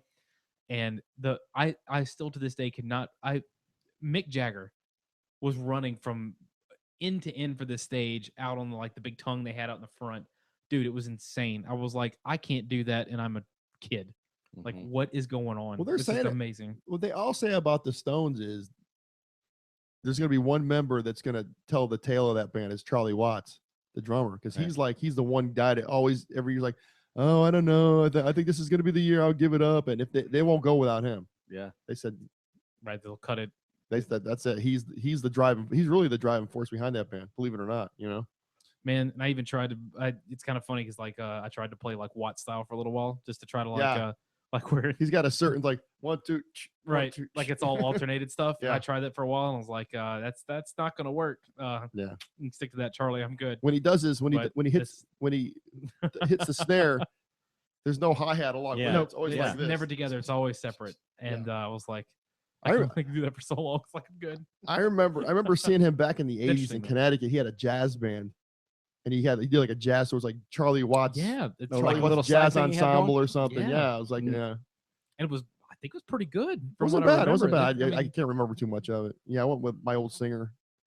Went and you have to checked go it check out. Yeah, it was pretty cool. It was, I mean, it's Charlie Watts. I mean, you know, Well, why not, right? why not? You know, let's go check it out. I think this is when the Stones, or I think it was like, they, because they do an album, do a tour, and then they're off for like 5-6 years, and then they're deciding like, oh well, maybe it's always well, maybe we'll give it up. Who Go do knows? it And again. it's like, yeah, we need an extra $100 million in our pockets. I'm running a little low on cash, so we need to get this thing, get this machine rolling again. You Yeah. know what I mean? Yeah. Shit. Yeah, but the Stone Yeah. show in Dallas was crazy. I mean, but it's like That would be I mean, if you could get a good tight Stones band together, you could play anything, man. You could play weddings, you could massive play catalog. anything. And every generation would. Every love it. generation would do it. Mm-hmm. Yeah. I totally agree. So, Hey, I might Mark, do we that. need to talk after. I think I might do that. Tommy, Actually. Bill, I'll take just- notes. I'll have to scale Start down. learning. I'll have to scale down my kid a little bit though. Yeah, exactly. By about So- 90%. Just a little bit. A little bit. Actually, Yeah. I think maybe, but Yeah. I was gonna say I would die laughing if like I went to see a Stones tribute band. It was your kit. Big monster kid. Big monster kit. It's funny. He's had the same kit though. He's had that maple Oh, yeah, it was. Gretsch kit for like, it's been like decades. I mean, honestly, probably, 30, 40 years. 30, Yeah, at least 30 years. well, DW makes his snare drums now. So he gets all the, the cool DW stuff. And Right. he brings a lot of snares on the road with him from like, custom makers and stuff. But DW made him a real cool one that he used in the last tour. but I think the core kit though is like With that Gretsch kit. it's He had a black, 30 black, at least 30 years. he had a black Gretsch kit like right around 1980. 'Cause I remember like when they toured with Emotional Rescue and then I think Tattoo You, when that whole Yeah. it was like 81ish, that came out. That's when he got Yeah. that maple Gretsch kit. And he's had it ever since. It's like, Nuts. It's like Willie Nelson's guitar. Like, you just find that one thing to Yeah. stick with, and it's like you've had it for forever. I mean, you got these drummers out, they have a new kit like, every 6 months. They got, so yeah, no shit, huh? Yeah. I have Neil Peart, I was reading an article on him that if you saw I guess it's the Final Rush tour now. Because they're done. They're done, He's yeah. out. He Yep. retired. Thank God I got to see him. So That's- Never saw him. Yep. Pissed me off. so I guess what the deal was, Neil's drum roadie has been with him for like 20 years. I can't remember the guy's 20 name. years. Yeah, 20 doing years the he's been with same him. thing. That's crazy. He was out touring, like not touring, but going to like, expos with the two kits that Neil had on that Mhm. last tour. Yeah. So this guy was asking him questions about it. He goes, "Oh, what are they going to do with the kits Yeah. now?" He goes, "Well, they're going to go in cases for probably for a while. They're going to go on display somewhere, or, they'll never be played again." He goes, "They'll never be played again." I'm like going, and these kits are so beautiful, Yeah. and they're so just the craftsmanship that go into them, and no one's ever going to play them again. And they're just super duper custom made kits. I mean, It's like artwork. yeah, It's- and it's kits. the drum shells were made from like a 1600-year-old log Yeah. that Whatever. they found like in the Egyptian Nile River somewhere. They pulled out it just like he goes, "Oh, well, yeah, well, these two kits, every drum was made out of the same log." I'm like, wow. And it's just two beautiful kits. That is the one where he pulls out the second kit for like the older Well, the way that they did the 70s tour, stuff, right? the way that they did the tour was If I remember right. they came out on stage. He had his modern kit, Right, yeah, the new one. and they started from the newer one. brand new material and worked back. Mm. So when they got to a certain point, probably around where Moving Pictures are, I'm going to say Moving Pictures, not Signal so much, because Signals he was using a different kind of kit. As soon as like they did the break, they do like a intermission and they come back. They came back. Well, I think Tom Sawyer was like the first song they played. They were going back to like the first album, like Working Man. I think it was last tune. But then he had that double bass kit with the concert Right. toms and all that stuff. And I think the other cool thing they did too that I always thought was interesting is like they had the modern set. Like at least when I saw them, they for the last almost at 30, it's 40. I guess, Yeah, like R40 was the last tour. one. Yeah. So like I saw them when they were kind of earlier on in the R40 tour, and at the very end when they pulled out the double bass kit, and everybody else actually had their older stuff too, which was kind of cool. The whole set was actually older, so they basically recreated the entire set around what they normally would have played with in the 70s. And I thought that was just the greatest thing. Like everything was from a the little spotlights and different, yeah. everything. It was really Yeah. cool. So I don't know. It was a little different. It was all updated because like on that the kit that he played back like in the day, he had like an old Slingerland kit, and Mhm. part of it was like Big old a concert gold tom. chrome, and the other part of it was chrome. It was all mix match stuff. So they did this kit. It was just beautiful. That's awesome. But yeah, there's another dude. I mean, for drummer wise, comes out with we're gonna talk a little drum talk here. Oh, had sorry, Go yeah, away, Mark. It's okay. yeah. just for a second. I'm just gonna watch. just for a Everybody. second, man, because this is phenomenal shit to me. When you can go to DW and say, you know what, I like the sound of a 22-inch drum, bass drum, but I kind of like the 24, but I need something in between. So they made a 23-inch bass drum for him. That's so And the problem is, where do you get a 23-inch head? It doesn't. Right. So they call up Remo and, hey, Then Neil make it. Peart wants a 23-inch, All right, we'll make a head. So I think they actually brought that size out for drummers to use now. But I mean, it's hard finding heads for it. Even like that 26 that I have out there, That's hard enough. it's hard finding heads for that.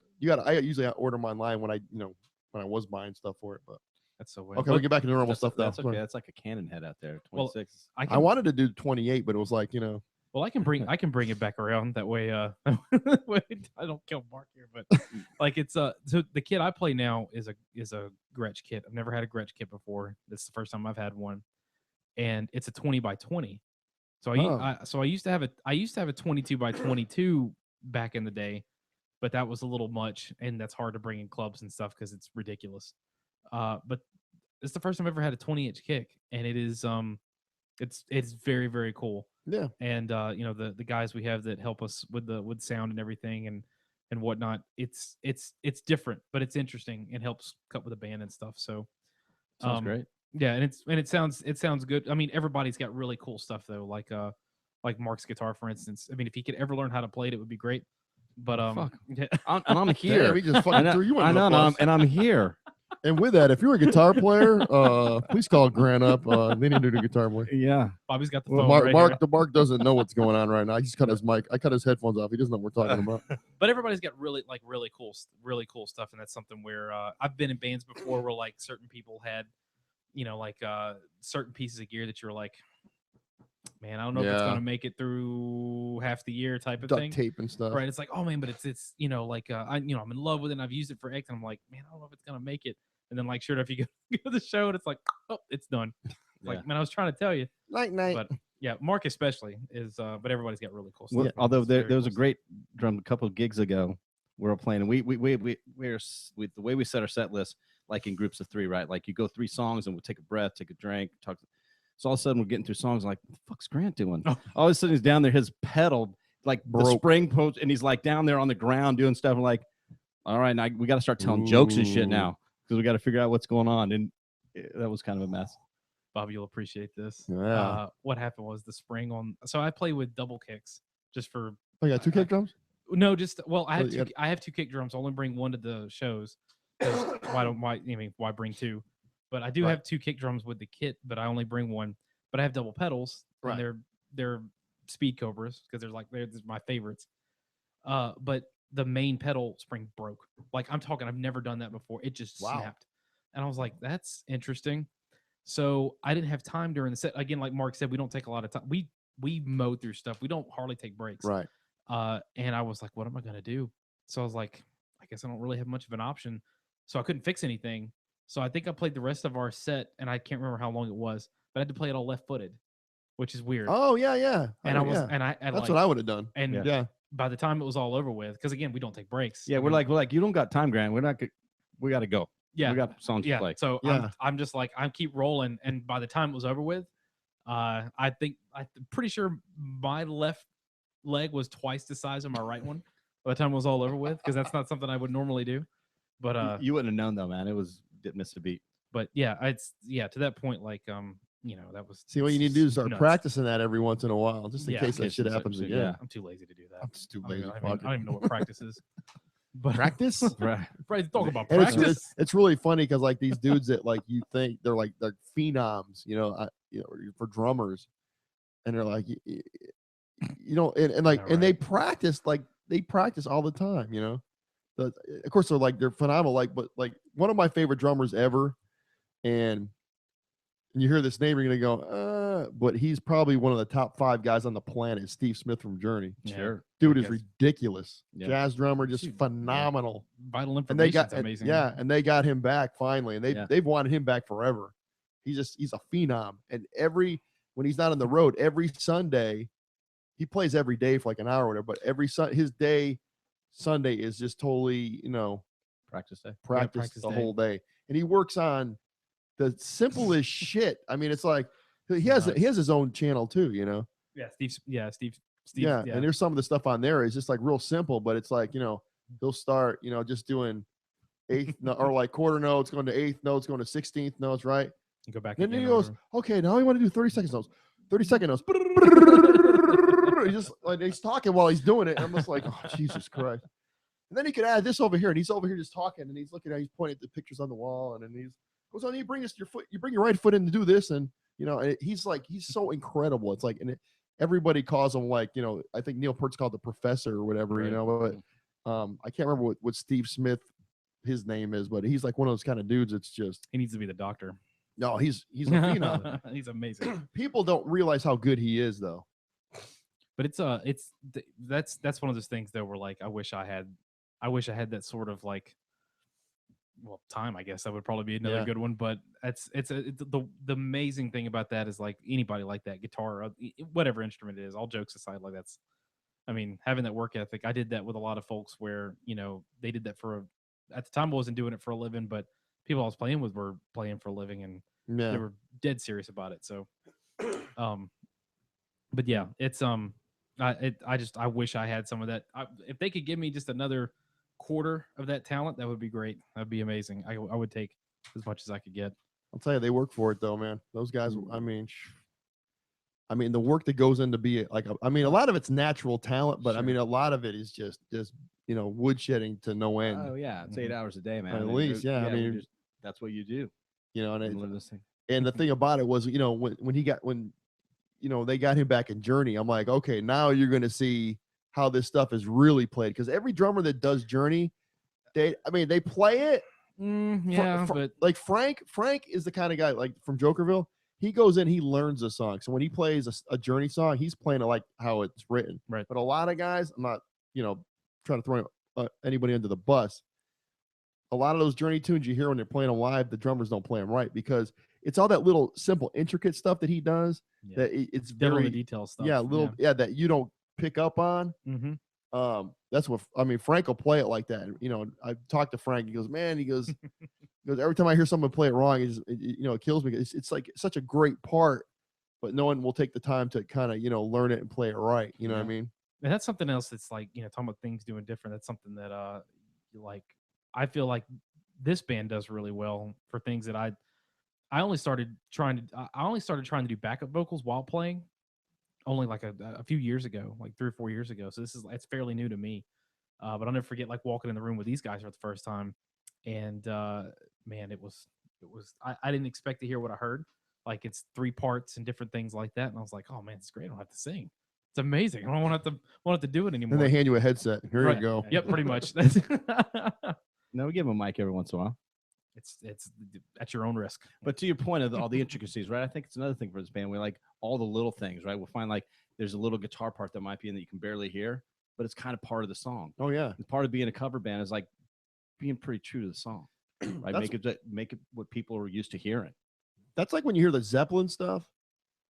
And I've been I mention this all the time in this damn podcast about the Led Zeppelin stuff, but I'm really kind of like listening to it now. You always hear on the radio and it's a Black Dog, hey mama, and all that kind of stuff, and you hear those songs. But to sit down and actually with a pair of good headphones and listen to all the shit that's going on, like man, it's just even with Bonham's playing, all that little and Bonham, everybody thinks he was this big heavy player, which he was. But it was a lot like some of the Steve Smith thing, a lot of that little intricate stuff that he would put in there that you really you kind of don't notice, but you do notice if you're listening to it. And that stuff is just magic. Those 9 records, their studio albums are just, all of it is just fucking pure magic. To listen to, if you really listen to it and listen to what everybody's playing and how they all kind of put it together. Just crazy. Yeah, there's some things in the BBC sessions where John Paul's doing some crazy stuff that's like if you weren't paying attention. Zeppelin's one of the cool bands where you can kind of go back and listen to it again and pick up on things that you didn't hear the first 300 times you heard it. Oh yeah, totally. It's very, very cool. And especially with those remasters they just came out with last year, you can hear everything on them. It's like, and you got a good system. It's like our great set of headphones. It's like, wow, man, it's like a whole. It's like listening to like the Pink Floyd remasters, if you're into that kind of thing. And just to hear the stuff that's going on there, true. Because I just got through listening to a couple of Pink Floyd remasters and just to hear them, just to hear what the difference was. And you're right. Like if you've got the right hookup as an audiophile, I guess. Yeah. I'd almost say it's night and day. I feel like there's a huge difference between that. So I don't know. It's really, really cool. It's new appreciation for old music is like a really cool thing. Yeah, I think that's it's really cool. That's where I'm at right now. You know, Yeah. even when it comes to even like a band like Black Sabbath, you know, to hear what they brought to the table way back, you know, almost 50 years ago now. You know what I mean? Those I'm not gonna say that the later Ozzy albums, but you know, Sabbath, you know, Black Sabbath, you know, a Paranoid, Yeah. you know, Sabbath, the Bloody Sabbath, all those albums. I mean, there's a lot of cool stuff going on, you know? That might have been one of my first cassettes I ever bought. I think it was like 7th grade. Yeah. Sabbath, Bloody Sabbath. Yeah. But great records. I mean, listen to them now. You're like, oh man, you hear so many bands playing this stuff, and it's like you can see where a lot of bands got it from. You know what I mean? Well, even like even comparing to what passes today as live music it's like just listening to the skill it takes to me is something where like so I've tried to get in some newer stuff just to try like newer rock or newer rock bands to try and get into some of that just to hear it out and not to even knock like newer I won't even say mainstream, but even like newer bands, it's hard because of I guess it's difficult for me because I feel like I'm super picky about music. I yeah, really am when it comes to new stuff. Maybe that's what it is. For me to go out and buy a new band, I got to really, really like them. I mean, really like them. Yeah. And I haven't really bought anything new. Yeah. I mean, I'm a big fan of like Zach Wild, Black Label Society. I love that band. You know, I saw him like very first tour on 6th Street. You know what I mean? That kind of going way back when, you know. Yeah. It's actually good to listen to anyway. Yeah, they play Flamingo Cantina. Is it Flamingo? No, was it Flamingo Cantina? Flamingo Cantina? On 6th? Yeah.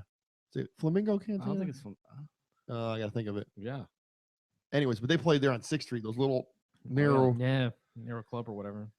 That's nuts. Yeah, but you know, and if they come out with a new record, I go out and buy it. But there's not many new band. I don't even consider them a new band now because they're almost 20 years old now. Yeah. Yeah, I guess that's what I mean is like it for newer bands that I'm like, I'm going to try to get into this. And it's not, I can't, it's hard or it's difficult for me. And I don't know if that's because I enjoy, because I've been re-listening to a lot of the remasters too of, anything that can come out like Pink Floyd, for instance. And it's like, the Floyd ones are real good. Man, it's like I said, it's night and day. And it's like, I find myself listening to that more than anything new. And then when I try to listen to the new stuff, it doesn't click with me for whatever reason. We were talking about it last night and I was talking to Ryan. I said, my thing is this, you listen to all these classic records, like, take Pink Floyd. I mean, you take Animals, you take The Wall, you take, of course, Dark Side of the Moon. I mean, that's just a given right there. And I mean, The Wall is like my favorite Pink Floyd thing. What band in this generation is going to up the game and go record something like that, or be a band like that? No one. You know what I mean? We talked about it before too. The craft of putting together an album just isn't there anymore. It's like, how fast can we put it together? Oh yeah, so I can go on the road and make some money. Like right now, I'm into a band Volbeat. Oh yeah, they've been around for a long time. Yeah. So they're a good band. Yeah, I like listening to them, but they're a great live band, and that's where I think people are going to. But I don't think we're going to see those kind of records in recordings anymore. Yeah, I mean, because like first of all, it's analog. Yeah. We got to use 2-inch tape. That ain't gonna happen. That's another good point. Yeah, actually. I'm not gonna go in there and use 2-inch tape anymore and make it sound good. I don't know. I'm talking a lot of shit. I probably get beat up on the street in the gym season. You're talking about our shit. Go read some comments. Yeah, I get a lot of trouble just voicing my opinion on stuff, and it's like, but I mean, even take a band like AC/DC. All right, okay. Go back in the 70s, AC/DC. I'm not talking Back in Black. I'm talking Highway to Hell or Dirty Deeds or High Voltage. I mean, those albums are just fucking balls. That's all those albums are. And there's no band. I mean, there's bands like that out there today, but as simple as they were, or not say simple, but they're not like, virtuosos by any means. They're just a fucking killer band. Yeah. That whole era, that my whole from 70 to like 78 is like where I love, because that's where all that good shit came out. Like him, I'm an 80s guy. I kind of, I'm a hair metal. Oh guy. yeah, I was into all that shit like, too. Yeah, people ask me top 5 records, I'm like, Invasion of Your Privacy, Rat for me, top 5 of all time. Crazy, but if you go back to that time you were talking about, I know, way before you even born, in that 70s, but it was almost like capturing that live thing, right? So it's what's so great about Zeppelin. Page was a pretty sloppy player. Oh, totally. But it sounds so fucking good, right? It's so great. I had an argument with one of my ex-girlfriends back like 20 years ago, probably more than that actually, early 90s when I first moved here. And she was a Zeppelin diehard back then, diehard. I said, man, Jimmy Page is sloppy as hell. I said, Eddie Van Halen's a way better guitar player. She's like, fuck Eddie Van Halen, he's no good. Oh, there's no way he's better than Jimmy Page. I'm like, he's better than Jimmy Page. No, he's not. Dude. I mean, it was like, so I think one of the reasons we broke up was because of that conversation. Like the wedding singer. And then she was like going on and on about like, all he's got is that noodling on the guitar, and he's famous for the eruption thing, and he sucks and he can't play, and Jimmy Page is all feeling, and he's got all this explanations of crazy ass shit. And I mean, they're just two different players. I mean, back then I didn't know. Yeah. I mean, they both bring it. I'm a huge. I mean, Van Halen. Oh Christ, who the fuck is it? I mean, right? Fucking Van Halen is kind of what it is. That is the truth. I don't think there's any sort of gig, practice, anything where Mark's not pulling out some sort of Van Halen lick at some point. At any more people stole off of him than but you have to, because it just fucking great song. If it wasn't for Eddie Van Halen, all the hair metal probably would have never happened. No. I mean, a lot of those dudes ripped him off. All those LA guys stole from him. Totally ripped him off. I mean, totally ripped him off. A whole decade of that, basically. I mean, there was a lot of junk in that time, and there was some because everybody sounded the same. Yeah, it's not too much, not too unlike what goes on nowadays. To be honest with you, for maybe that time period, it's hard for me to listen to current music. But the funny thing about it, and I've said before that I never turn on the radio ever. I don't, I think a lot of people in the car. It's either I'm listening to either podcasts or I'm listening to CDs in the car. Yeah. To tell you honestly the truth, I don't know how to turn the radio on in the car. I don't. I believe you. I believe you. It's the same thing. I mean, there's nothing. I mean, and the thing is, if I'm going to listen to Pink Floyd, you turn on KLBJ, it's either Pink Floyd, it's Eric Clapton, it's Stevie Ray Vaughan, and all great artists. Don't get me wrong, but I can listen to that at home or whatever. I mean, turn on, but it's the same stuff every time you turn it on. So I hear. I never turn it on anymore, so I wouldn't know. I will say this. You brought up we were talking about Van Halen a minute ago. When I first started playing drums in general, like a lot of the things I would shedded to was I had a lot of Black Sabbath, believe it or not. That was like a thing. But the other thing I would shedded to an awful lot was Van Halen, a ton. And while I liked Alex so much, the thing that brought me to it was the guitar. And that's where I started to like really try to pay attention to what was going on there and try to emulate the whole thing, the whole band in general. God, Alex underrated, man. That's the thing about Al too, man. Al's a bad bitch, man. And people bad mother. Yep. He took the back seat because of his brother, but he's badass. He's a bad bitch, man. Yeah, he is. And you listen to all that Van Halen stuff, he was self-taught too. He never took lessons or whatever. Yep. And you could tell by his playing, but when but the stuff that he does, every time you hear Alex Van Halen, you know it's Alex Van Halen. You know exactly. It is. You know who it is. Everything to how he mics it, his sound is just unique, and you can tell from his playing. I think one of the first guys to do like hybrid electronic kits outside of like some of the progressive dudes, like real hybrid kits. Yeah, that was the thing was when Rat came out. When Rat came out, I'm not sure if it was. I know it was Invasion of Your Privacy. I know that for a fact, but I don't know if Out of the Cellar he used all Simmons toms on all those. If you listen to all the Rat stuff, a lot of it is it's bass, kick drum and snare acoustic ones, right? It's real ones, but all he played was all Simmons pads for like a lot of those records. Simmons pads. You guys ever played?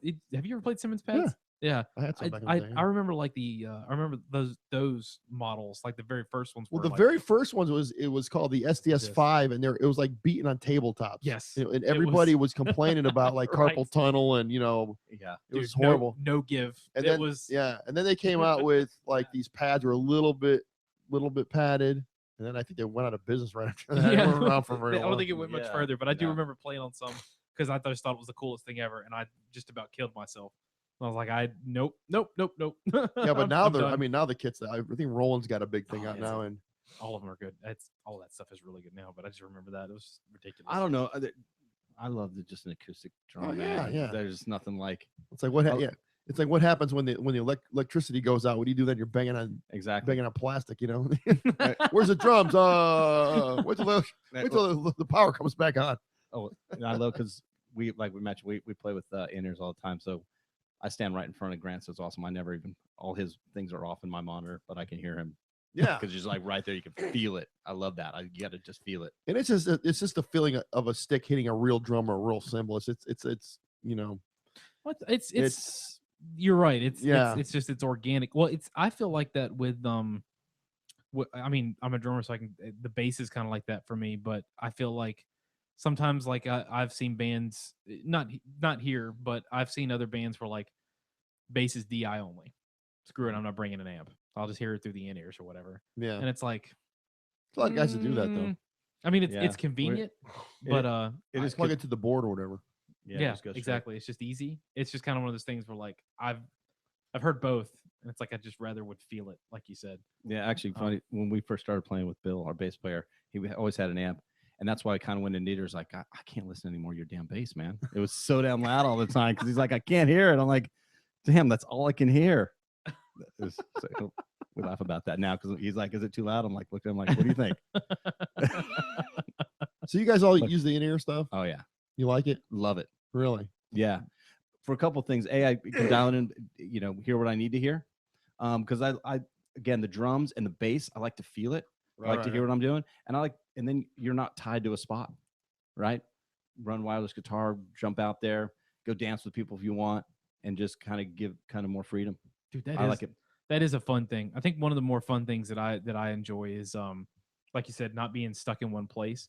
I mean, I've been in plenty of bands where folks have their wireless stuff set up, but a lot of the guys prefer to have like maybe they're wireless with their guitar, but they prefer to have like a live monitor. Well, I mean, to watch Mark like go out and like go dance and have fun with people while he's playing guitar and chilling out, and that's really, really cool. It's active. It's a lot of fun. And I enjoy it. This is the first band I've ever had in-ear monitors with, ever. Huh. Because I'm like you. I always preferred to have like, give me. I don't the like monitors, anything but on me. You know what I mean? In my ears or what. I just like being free. That's my thing. So that kind of stuff for me is like, it's weird. I would be worried about it falling out. Oh, it does. Because I got little tiny least for ears, me. so I can't like wear like certain. I mean, there's like those little iPhone, not an iPhone, but when you buy an iPhone, that little headphones they give you, or the little in ears, I can't put in my ears; they fall out. So every time I get a new iPhone, I give them away because I can't use them. Yeah, these don't. Mine don't. There's Are those the ones you get fitted for? Or? I don't have. Billy has some of those. I just have some. They're off, but they fit around the ear, so they fit right in. So they're Cool. They don't go in. I mean, jump around, run around, sweat. They don't fall out. Huh. And it's also like when you're hauling your own gear and setting up. I mean, it's like just less cables you got to run. Right. Less shit you got to take out of the trailer. That, you know what, I will say that's another thing that is kind of nice, where instead of having to load up and pop up the like the big monitors and stuff, that is kind of nice not to just kind of go roll it up in the pocket and I'm done. And the one thing about gear these days, right? A lot of the digital gear too. So you get a good in-ear mix. You can control it. We all got our iPads on stage and say, here's what I want, and you kind of save it. The next show, it's pretty much there. Wow. You set the gains at the right level, and you're like ready to go. That's super convenient. Yeah. So you're not bringing like 3 stacks of Marshalls with you or anything like that? No. Fucking love those days. Yeah.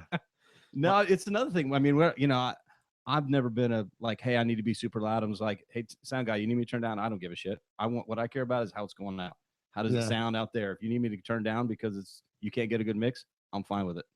Yeah, I remember when I was talking the Black Label thing.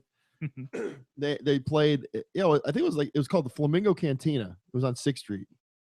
That was the name of the club. I'm 99% sure that's what it's called. I'm not sure if it's there anymore. Yeah, anyways, Here comes the comments. Yeah. You dirty bastard, you got it wrong. No, anyways, they have like when you walk in the place, you go down, and on the left-hand side is a stage, but it's got like one of those little corner stages. And all I remember was Zach Wild had, it must have been, I don't know, 4 or 5 stacks wide. Jesus Right? Christ. Yeah. And the stage was so small that the stacks went behind the drummer. Yeah. So you had 3 or 4 That's stacks great. of Marshalls, 2 cabinets with a head on top all the way across, and the bass had his rig, and it was so damn loud. I was like, you ever hear a band called Crowbar? Oh yeah. Never. Now, Oh yeah. what happened was the drummer in Crowbar, or the drummer in Black Label, something happened where he either quit, got fired, or he got arrested or something, and it was like last minute. So the drummer from Crowbar at the time was Craig Nunemaker, I think. Nunemaker. So he played both shows. Oh, He God, played with Crowbar and he played with Black Label. So after that, Zach hired him for Black Label, and he was with Black Label for like 10 years. And he's from New Orleans. Yeah. Yeah. So, but it was so ungodly loud. You know that point, like, where it's so loud it just can't get any louder. That's how Yeah. loud it was. Yeah. And I was just like, and I couldn't find. I was like trying to stuff like toilet paper in my ears, and nothing helped. I was looking for blood or something from the side of my face. You know it's loud whenever my God. you know it's loud when you walk in and you're going, that's a little too much, and you try to cup your ears, and it's still It was way too loud. ungodly loud. I remember Van Halen in the early 80s wasn't as loud as this. It Yeah. was crazy how loud this was. And it's this little tiny place. He could easily played like, I don't know, like some way bigger place with that setup. And I think he was just, they weren't even micing his cabinets. All he was doing, all they had in the front was just drums and vocals. Yeah. The bass player was, Yeah. it was just craziness, man. I was like, what is this? I can't believe it. It's like, and my buddy was like, I went with two of my buddies, and they're like diehard Zach fans, and they were just like, I might have to leave. This is too damn loud. I was like, really? You want to take off? He goes, man, I can't handle this. This is too much. Yeah, man. Well, and when you're setting up your own stuff, I want to make it. I'm not going to lug in a bunch of stacks and stuff. Yeah. You guys need a beer, Randy? All right? No, I'm good, man. No, I'm good. It's I know what you mean. It's the other reason why I'm playing that Gretsch kit is because it's a little bit lighter to pack than the Tamas I have. When the Tamas are like those Bubinga drums that are like, not the Bubingas. yeah, Oh, the Bubingas that are like they're like I remember when they came out. Those. They're gorgeous, but they Oh, are like the heavy as shit. Are they really? Oh yeah, they're just like picking up rocks. I had a buddy that Heavy. back in Connecticut had one of those. At the time, they were called the Phonic Plus. And basically what Phonic Plus was, it was the head size. It was like, say, like a 13-inch tom, but it was 13 inches deep. And the shells were about probably a half-inch thick all the way around. And a ply was, a ply, I think they're like 9 ply, but 1 ply was equal to like 3 Ludwig plies or something, So this thing was like, you pick up a drum and it was like, what the hell? Yeah. Then he had, all the hardware on it was super, it was like mega beast, it was just real super killer hardware, and it was it was a great kit, but it was so heavy and so big. It was just like, yeah, it gets to be too much, right? Like it's I packed them around for a little while and was like, nope, this will be the fun dress kit whenever I want to have something nice, and those kits were spiffy. expensive too. Yeah, boy. they were super pricey. Yeah, and, they were up until I think DW took over that, but I remember that I'm talking like 80s. That they had hardware. Like a bass drum pedal was $900. For Sonar, I was like, what's so special about this German thing? I don't think Grant remembers the 80s. I don't even know what happened. I was a gearhead back in the 80s and 90s, and I was like, I still kind of am a little bit. I'm more like at the I always look at all the custom kits, like like Alex Van Halen's new kit and stuff, and they build all these. I like all those. Like the regular stuff, I'm not really so much into anymore.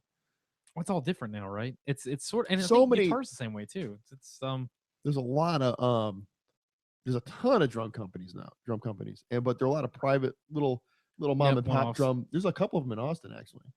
Yeah, So- and I've looked at that too because I've always wanted to have like custom stuff done and all that, which I've either do it myself or have somebody else do it or help me out or whatever. But that's one of those like time things where it's been all right. I'll get around to it Gets a little at some pricey too. point. Yeah, so it's like I'll just get around to it, I guess, when I get around to it. I mean, the wrap. It's the wrap on that kit that I bought. There's this company in Canada that makes these 3D holographic wraps, and the wrap alone for that kit was $600. Just the wrap. Never mind it. Yeah, it's craziness. Absolutely, Looks killer under lights though. Oh yeah, I bet it does. Shoot, it looks killer without the stage lights. Man, I'd be all about it. You should take a picture of that, put it on your on the page, man. Just show the kit. Yeah, but then it's like, when are you going to start playing again? Well, you want to be? I got a band. You want to play? No, no. Yeah. Don't let people know you're available. I'm like, I'm retired. Everybody's that's what they were asking the other night when I was playing with LC. You know, I go play like Highway to Hell or Sweet Home Alabama. You teach a monkey how to play those songs. That's why I go up and do them. It's like, I'm not going to embarrass myself, and I'm not going to embarrass you. Listen, these songs are easy. These songs, I know them. Let's go up and do it, and we'll call it a day. Yeah. And like, puppy. man, like, oh my God, you're so good. I'm like, not really.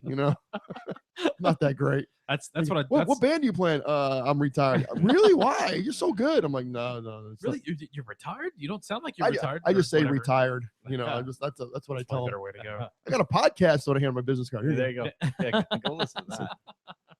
That's what I told these guys. Was like when I stepped in, I was like, I'm very, very average. So I hope you're you're very right. average. So I hope you're happy with that. No. Nothing wrong with being average, man. I'll tell you, there's the thing with drummers is you got to be tasteful. If you just lay it down, I mean, first of all, you're there to do a job with that, and that is, easy Japanese layout, solid beat down. If you can do that, and you could do a little extra, that's always good. But Grant, that's crap, man. We the day we came in and he auditioned him, the three of us were sitting around. We're like, okay, we're gonna play, and the three of us just looked at each other and just started smiling. They're like, yeah, this is it. This guy sucks. We need to get him out of here. Exactly. How fast can he leave? Guys, Here's $5 for a cab. And he's how old? Thanks, Mark. That's great. How old is this guy? How old are you? 34. Oh my Lord. I know. Good Little God. baby. I know. But I can't. I'm as old as dirt now. It's just funny because I'm 34, but I'm probably a grandpa at heart though. It's probably a problem because again, like I didn't grow up and I didn't grow up on like no vinyl or none of the things that a lot of other folks have. I grew up kind of the same way in retro world. I wish my sister's 12 years older than I am, so she's 60 now. She'll be 61 actually February 1st. But anyways, she graduated high school in 74. And I remember her telling me, oh yeah, we're going to go see the Who this weekend. We're going to go see the Stones. We're going to go see, awesome. I think she might've seen Hendrix. I mean, like junior high school or something like that, going to see, Edgar Winter. I'm going to see, all these bands that she would go see. And I'm thinking like, right. Yeah. Like, I mean, but she would just, the bands, and a lot of them are like kind of just bands. You're like, oh, well, why would you want to go see them? But just, Neil Young and Crosby, Stills and Nash, all those kind of things, Yeah. But I remember her distinctly saying, oh yeah, we're gonna go see the Who this weekend, and we're gonna, back when the Who was the Who, right? The real, right? When Keith Moon was in the Who, the real Who. Yeah. But they're. Man, it's just, I'll tell you, another great drummer dude is Zach Starkey, Ringo's kid. Yeah, the guy played with they have Oasis. He was at Oasis, and he's with the Who full time now, I guess.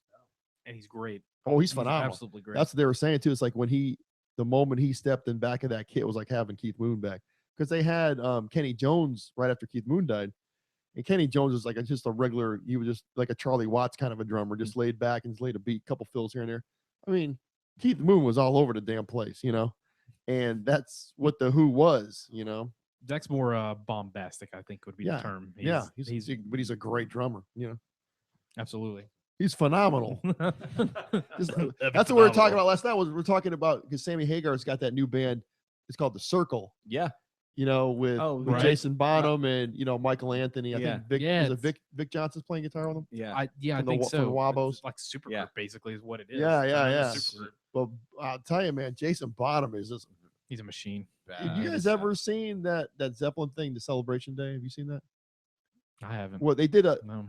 Zeppelin got back together. I think it was either 2008, 2000. I was gonna say it was about 10 years ago. With him playing the yeah. They did the O2 Arena. Yeah. And you want to check something out? Just watch him play the Zeppelin stuff. Oh my God. unbelievable. He is such a phenomenal drummer. He's so good. That's something where like when they did something like that, there wasn't a dry eye going on. Oh, yeah. like watching. Oh, good God! Watching his son like doing this. Yeah, but the thing about it was insane. he was just so good. I mean, it was like you got to watch it. I mean, I can't even put into words how good he was. And I was like, he'll be okay. We'll see. But he's good, but he's not his dad, right? I honestly, I will tell think he's better. Don't I think you? he's better than Yeah. his dad. I really do. I That's mean, awesome. I know it's ball. I know I got balls the size of Well. coconuts to say that, but watch that video and you'll how So good. smooth he plays. Not to say the John Bonham wasn't smooth, but he just is like. Some people will tell you smooth. different though. They'll be like, "Well, it's more organic and it's Well, a they say, little well, sloppier because it's better." A lot of people will tell you like, oh, well, he took what his dad did and took it up a notch, which is maybe true, but he's just, I mean, even when he does the circle stuff with Sammy, Yeah. fucking phenomenal. He's just a phenomenal drummer. That's all I gotta say. I mean, you watch Good. watch that video, Yeah. good, and you'll be like, yeah, okay, Really good. you know. I watched him. Didn't they do like something with him and Nuge back in the day off of? I think it was on like. Oh, they did some like super group reality show Yeah. or whatever. He was like And it not was- into it at all. Right, Yeah, I exactly. wasn't- I And- haven't- He was but, like, I don't think I wanna-" but even like the snippets of that, you could see. I mean, dude was. I think like heads and shoulders musician wise, like on his instrument.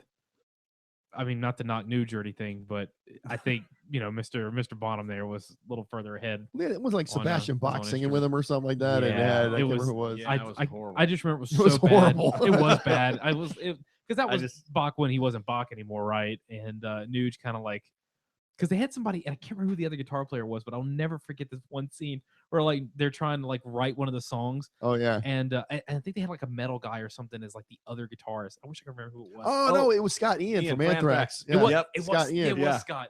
And Scott was trying to cut, they were trying to chord Scott, through not it or Ian. whatever. And Nuge sitting there like, why can't you just play a fucking G? What is it? Like, he's literally like just making a G. Like, why can't you play a fucking G? And Scott's like, well, I wanted to do. He's like, no, play a goddamn G. Well, because they're Great so shit. used to telling their bands what to do, Uh-huh. and Nugent is always going to be Nugent. It's just Just play a fucking G. That's the greatest. Love that shit. and it was funny because they were asking. I can't remember who they were asking who was involved, and Doc McGee was like the manager of them. Remember? Yeah, that's right. Yeah, He's yeah. because they were trying to shop. They were trying to shop like they're gonna make an album. They're gonna shop at the record companies. They had this song. It was called "Take It Back" or "We're Gonna Take It Back." He goes, "Take back what? Take back what?" He goes, "The '80s are over. What are you gonna take back?" Because this song is stupid. Yeah, Sebastian Bach wrote the words. He goes, well, we're gonna take it back. We're gonna take back the rock back. He goes, "What? The '80s are over." He goes, you gonna take back what? What are you gonna take back? Little Doc McGee, I was cracking up, and the song went nowhere. I mean, I don't even think it even came out. I think it was called "Take It Back" or "We're Gonna Take I It don't know if Back." came Or, out either, but it was fucking, awful. it was horrendous. Take what back? Yeah. We could take, what are you gonna? He goes, the '80s are over. He goes, "Take what back?" He goes, "You guys are fucking rich and millionaires. You're gonna take what back? You know what? I mean, What are you gonna take back?" I wasn't a part of this personally, but I did play with some folks that one of the mainstays that in Baton Rouge you go play was, and it was one of the chains, but it was one of the Pool Halls Clicks, and which I don't even think is there anymore now. But so Bach was doing his little club tour, Mhm. and that was one of the stops on it. And apparently, like I mean, you know how things get sometimes when you're just doing the clubs and you just don't give a shit. Especially when you've been at that level for so long, and it's kind of like, well, we're winding things down type of deal. I think one of the biggest fights ever to happen outside of a club was there with Sebastian Bach. Yeah, it was. I mean, we're talking like enough that it made. I'm not gonna say national news, but I mean it made some headlines in some places because it was a pretty nasty bar fight. I think the whole band was involved too. He was a scrapper that back in matter. the day, man. I'll tell you. He was. But I just always found that kind of funny because it was like, it's who are you picking fights with, man? Like, what are we doing here? Yeah. He must be trying to take the power back, and that He's gonna take it back. take it back the power again because it's. I think that was around the time they were doing that show, and or maybe either right before or right after but it was around that same time frame, and it made the headlines because it was like he was just fucking picking a fight. And I think it was over something about the way he sang. And somebody Yeah. said something about was heckling him about it, and that was it. Like, motherfucker, like you're going down. I just remember that shit was hilarious. Yeah, he's a trip. I don't. You probably don't remember. But this is gonna go back. I'd say like we did the big. They Skid Row did the big Bon Jovi tour. Like I think it was '88. They did like the New Jersey tour, right? They opened up, but I was at the show that, if you remember, when Sebastian Bach threw a bottle and hit this girl and kicked her in the face, and remember that whole lot? I was at that show. Oh no doubt. That was up in Springfield. They were open for Aerosmith. Oh yeah, okay. Yeah. And he was just a wild man back then. He just would fight anybody and would be like, We're talking about the same guy that's on Gilmore Girls. Oh yeah, but now he's like same dude. I mean, he's almost. I mean, we're about the same. How do you know that? I knew my, he was, my sister. I knew he was on there. I never excuse. saw the show, but yeah, but he was always just. Just one of those kind of dudes that would just talk shit to anybody and want to fight. Right, sort of like how Tommy Lee was back in the day, same kind of thing. Oh, yeah, man, that's a whole other ball of wax right there. Oh yeah, he's a trip. I think he's kind of settled down though. There's I'll tell you, I met him one time backstage at an Ozfest thing, and he was a super nice guy. I love listening and watching play with Tommy Lee. Yeah, Tommy, I do. Tommy's good. I think Tommy's self-taught too. I think. Yeah, I think he is. I think Tommy was self-taught too, and I think he went to do. I think he had his own reality show there for a little while. Oh, he had a bunch of shit going. Yeah. I think when he was doing like what was the Mayhem Band or whatever, it's like Methods of Mayhem or something. Methods of Mayhem. And I remember watching a clip of like him playing with one of the university bands. Was it Nebraska or something? He was playing with like one of the university bands, and the guys who were like playing drums there, doing all like the crazy. The guys who playing the quints, like he couldn't hang. I remember he couldn't do it. He couldn't hang, and it was like driving him insane. And you could tell, like on the camera, it was like he was bugging him, pissed the fuck off, and like you could tell it was driving him nuts. And you could tell though, like somebody like that though that has the drive, he literally just wouldn't stop until he tried to get it right. Yeah, I mean, dude would not stop. And I think cool in high school he played like marching band and stuff. Yeah. But it wasn't like anything back then how it is now. Though. I mean, if you ever watch the drum course and drum lines now, they're ridiculous. Yeah, it's stuff that. Yeah, I saw him when I met him backstage for Ozfest. I had a girlfriend that knew the main sound guy. He did the tour every year. He was doing the Methods of Mayhem thing. The little electronic disco rap rock type of thing, wasn't it? Yeah, it was sort of kind of like that. Something like that. What's that? It wasn't like rap rock or something like that. It was sort of kind of like that. Yeah, some of it was. It was like a lot of DJ beat kind of stuff. It wasn't bad. I totally bought that album.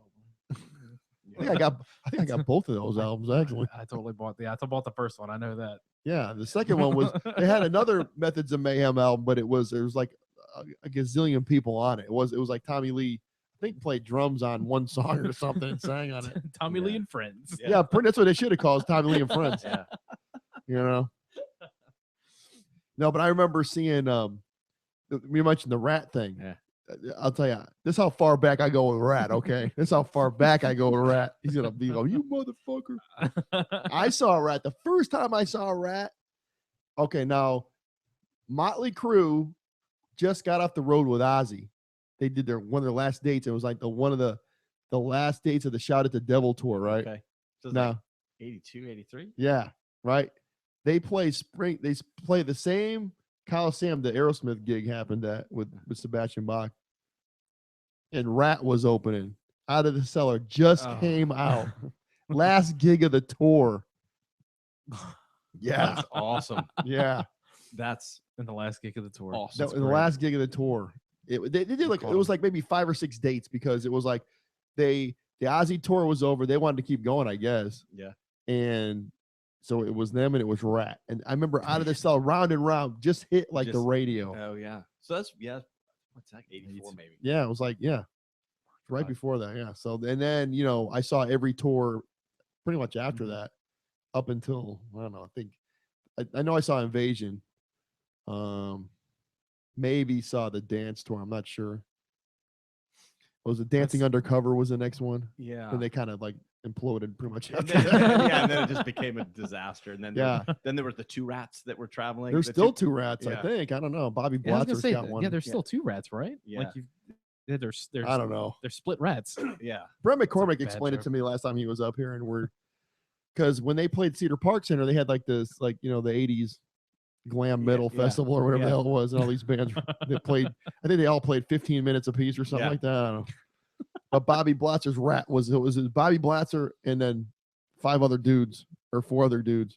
Man, I'd love to see that legal arrangement on how that gets to happen. No, but You know what I mean? But That's crazy. the way I understand it is, Stephen Piercy, Warren DeMartini, and Blatzer own. It's like a corporation they have, and I think Juan has a piece of it too. I'm not sure how it all works, but so they get 3 out of the 4. So they went to court over it, and I guess I don't know what Bobby's going to call his band. I have no idea. Because that's what I was trying to think of. I was like, because you're right. There's technically There's a lot of 2 rats. So it's like, I guess I'm trying to think like, I don't think that they're.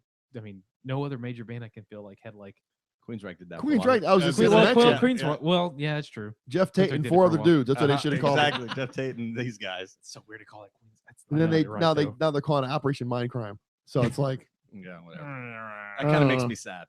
Well, I mean, they're all fighting for that name, because that name that's what, That's the brand. That's where the money is. I remember going to see Rat. Rat came. It's like 2011 when they opened for Scorpions, and I was like, no, I could get no one to go there playing San Antonio, and I left work, drove myself to San Antonio just so I could. Basically, I saw Rat. I saw half of Scorpions because I seen them a bunch. And I just drove home. Although I just wanted to see Rat. That's the only thing I wanted to go see. So I just drove. I'll tell you the best story ever for you coming to something like that.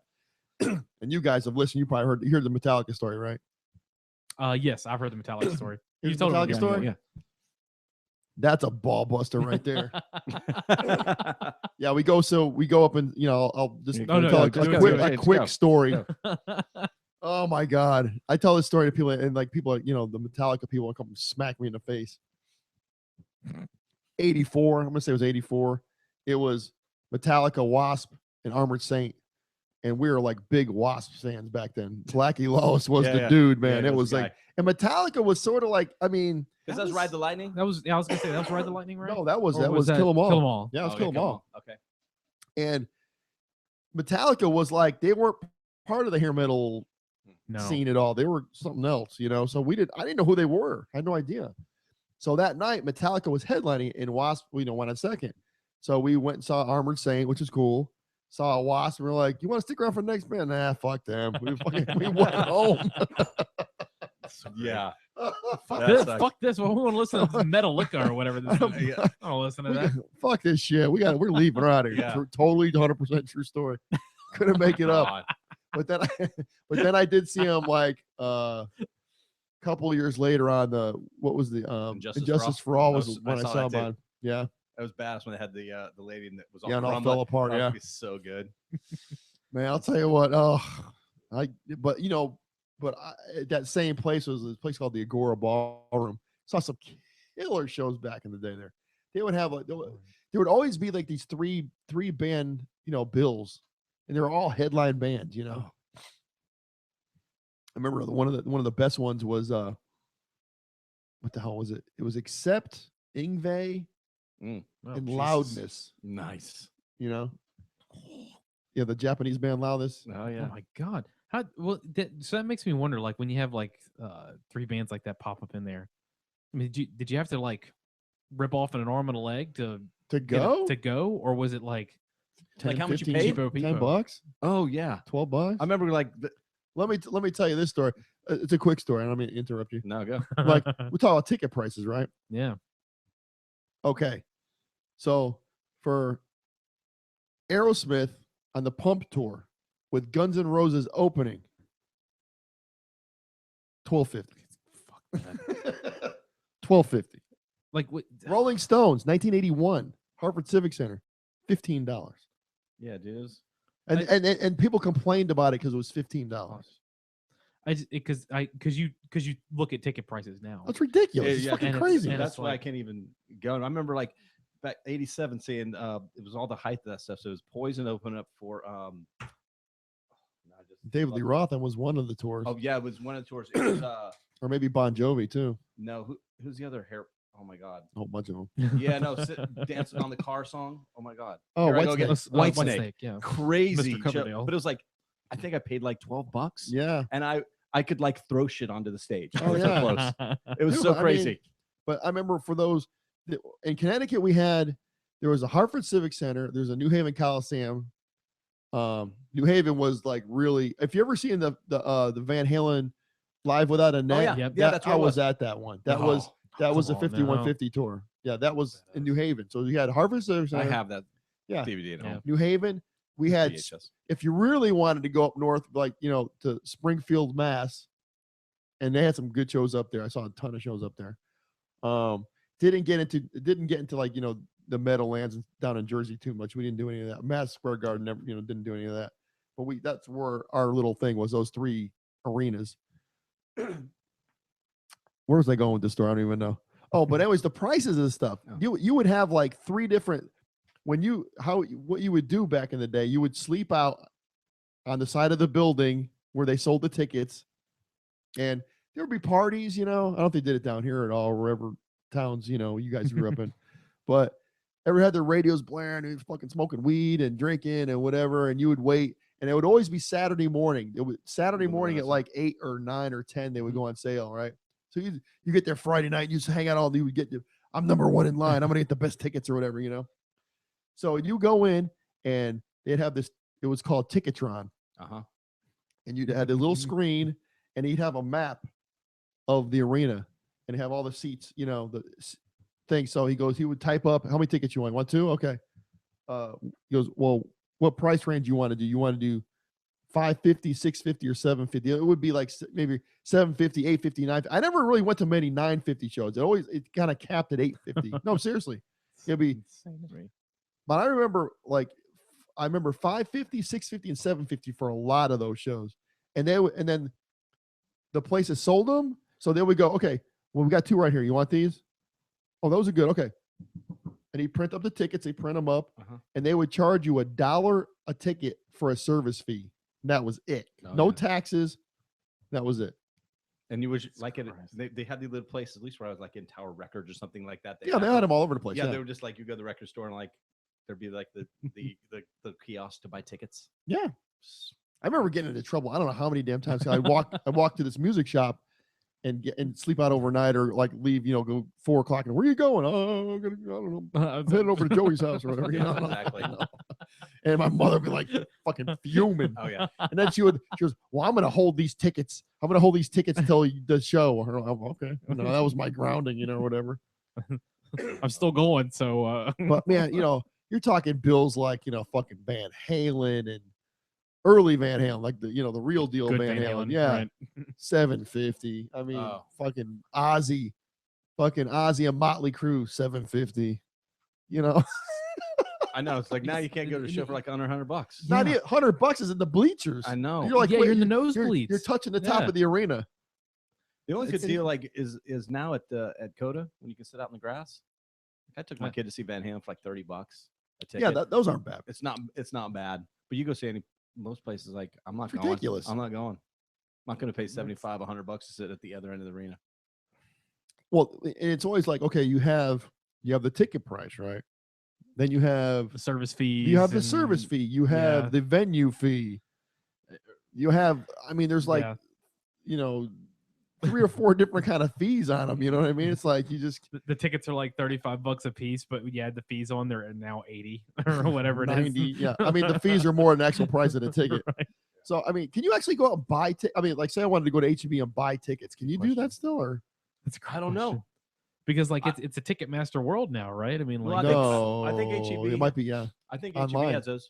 do they really? When I went and saw Motley Crue probably 2012. I went and bought my tickets at HEB. Yeah, It was for the AT&T Center. that's crazy. Because like it's now when people tell you to go get tickets, it's like everything's online now. yeah, so. go to our website, go to Ticketmaster, go to the So we can venue charge site. all them fees. Exactly. Oh yeah, nail you for it. Yeah. It's crazy. Yeah, but that's how and then you would bitch about the dollar. Right. What's up with this dollar? What's up with this shit? $7.50, it's overcharged. Yeah.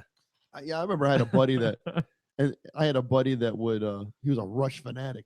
This buddy, I haven't seen him in fucking 30 years. This guy Matt, but he would sleep out. He'd get everybody tickets. But then there was a scalper dude, that would get a ticket for $10 or whatever, or not $10 for $8.50 would sell to you for 50 or something. Once if it's sold out or whatever.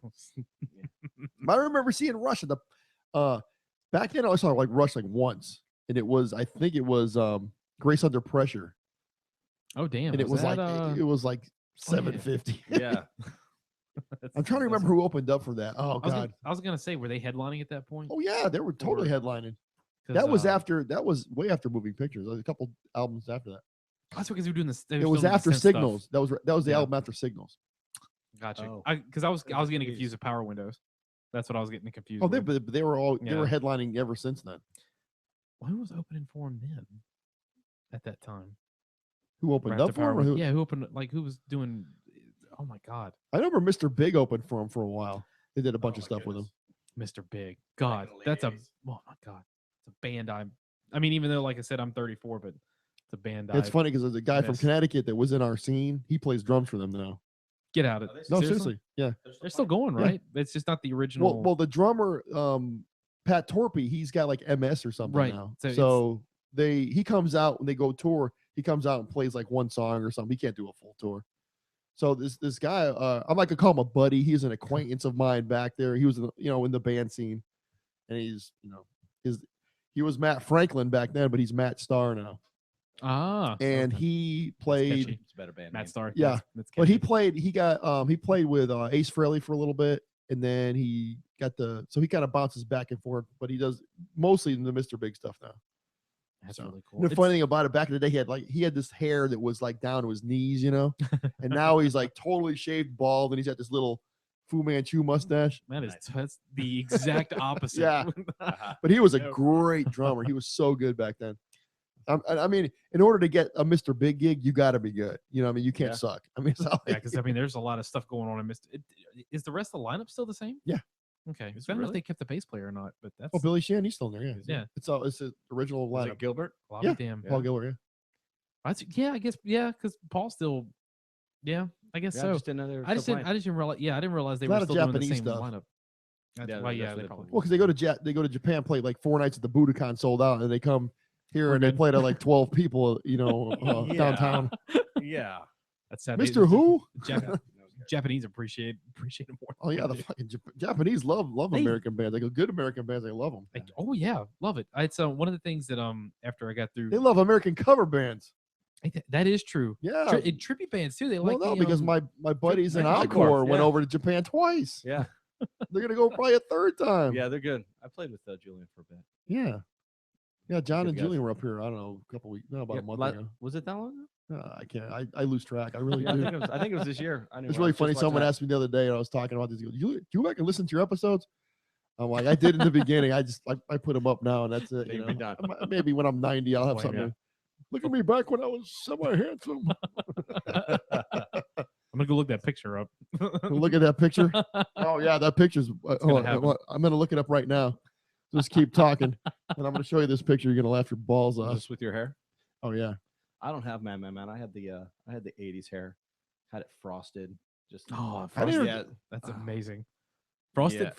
Do we have a picture of this somewhere? I'm keeping those. You're gonna laugh your ass off when you see this picture. You're gonna be like, "What the fuck material. are you talking about?" Frosted hair. I know. Like I said, that's probably the craziest thing I ever did was that whole black fingernails thing. I'll probably never do that goth thing again. I think you should do that for our next show. How about hell no? Halloween's coming up, right? Yeah. Could dress up like the Crow. Dress up like the Crow. God, that movie was horrid. I can't even tell you how bad that movie was. Well, hold on. It had to be more than just the hair, because people that you can't just have the hair. You had to have something else go on too. We we were doing that thing back in the day. Actually, my old drummer posted this picture, and I mean, we were like 17, went to Sears to get our band picture done, and we were like Sears. Oh no shit, dude! We had stole our girlfriend's scarves. Oh, holy shit, dude! You're pretty. You like that? Huh? Yeah, you're pretty. God damn it! That I am not gonna lie. That's I'm pretty sexy, ain't I? That's I may have to leave the room. I mean, I was like, yeah. that made it worth the whole That trip. is That's the picture right there. There it is. Beast right there. Yeah. Here, we'll hold to the crowd here. I was like, Oh, look at that. look at that. That is epic. That's me 22 years ago. I know women that would kill to have that hair. Yeah. I'll tell you what. I used to go and get like conditioning treatments. I would. Hell yeah, I'll believe it. I could probably actually grow that Badass. back if I wanted to, but I'm like, I don't know. That's a lot of work, man. That's a lot of work. Yeah, it's like- It's a lot of work. yeah.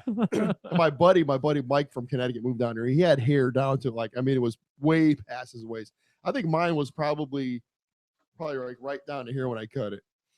But I cut it in like, Stages. 6 inches. Yeah, stages. That's what I'm looking for. Yeah. And then one day I said, fuck it. It was gone. Yeah. Reach an acceptable level. Yeah. So that was me. That's pretty hot. Yeah. He was That's pretty hot. I may be rethinking my sexuality as we speak right now. Yeah, exactly. Nice. that wasn't that good. Yeah. Wasn't that good, brother. Yeah, Don't yeah. get all excited like that. I'm flattered, but wasn't that good. I'll tell you one good story about that though. We did an independent album with this record company. It was called Paris Records, and it, giving all the credit to my guitar player Matt, he really got out there and hustled, and we were in Metal Edge, we were in all these magazines. nice. Oh yeah. And somehow, he had an actual phone dedicated. It was a hotline for our band. He had a PO box. He had I mean back then we had a mailing list, and it was we played in Austin. We did Houston, San Antonio, sometimes Dallas, but we would go up to Colorado. We would go to Wichita, Kansas. We would just do all these clubs, so we built this little following up, and so in Metal Edge, they had the PO box or something. So we would get these little fan letters and stuff, right? So it was my job, because the fan letters, they always kind of saw me, and it was like a thing where, yeah. and I would, it was, we didn't get many. So anyways, I'm reading these letters, and it's like, oh, Bobby, you're so hot. You're so this, blah, blah, blah. And so this chick leaves a phone number, right? So they're like, well, I said, I'm going to give this chick a call. Just to surprise her and see if, whatever, right? So, Good. Yeah, this is going to be a good one. So anyways, and she was super sweet. It was just kind of a situation I didn't know I was going to get stuck in.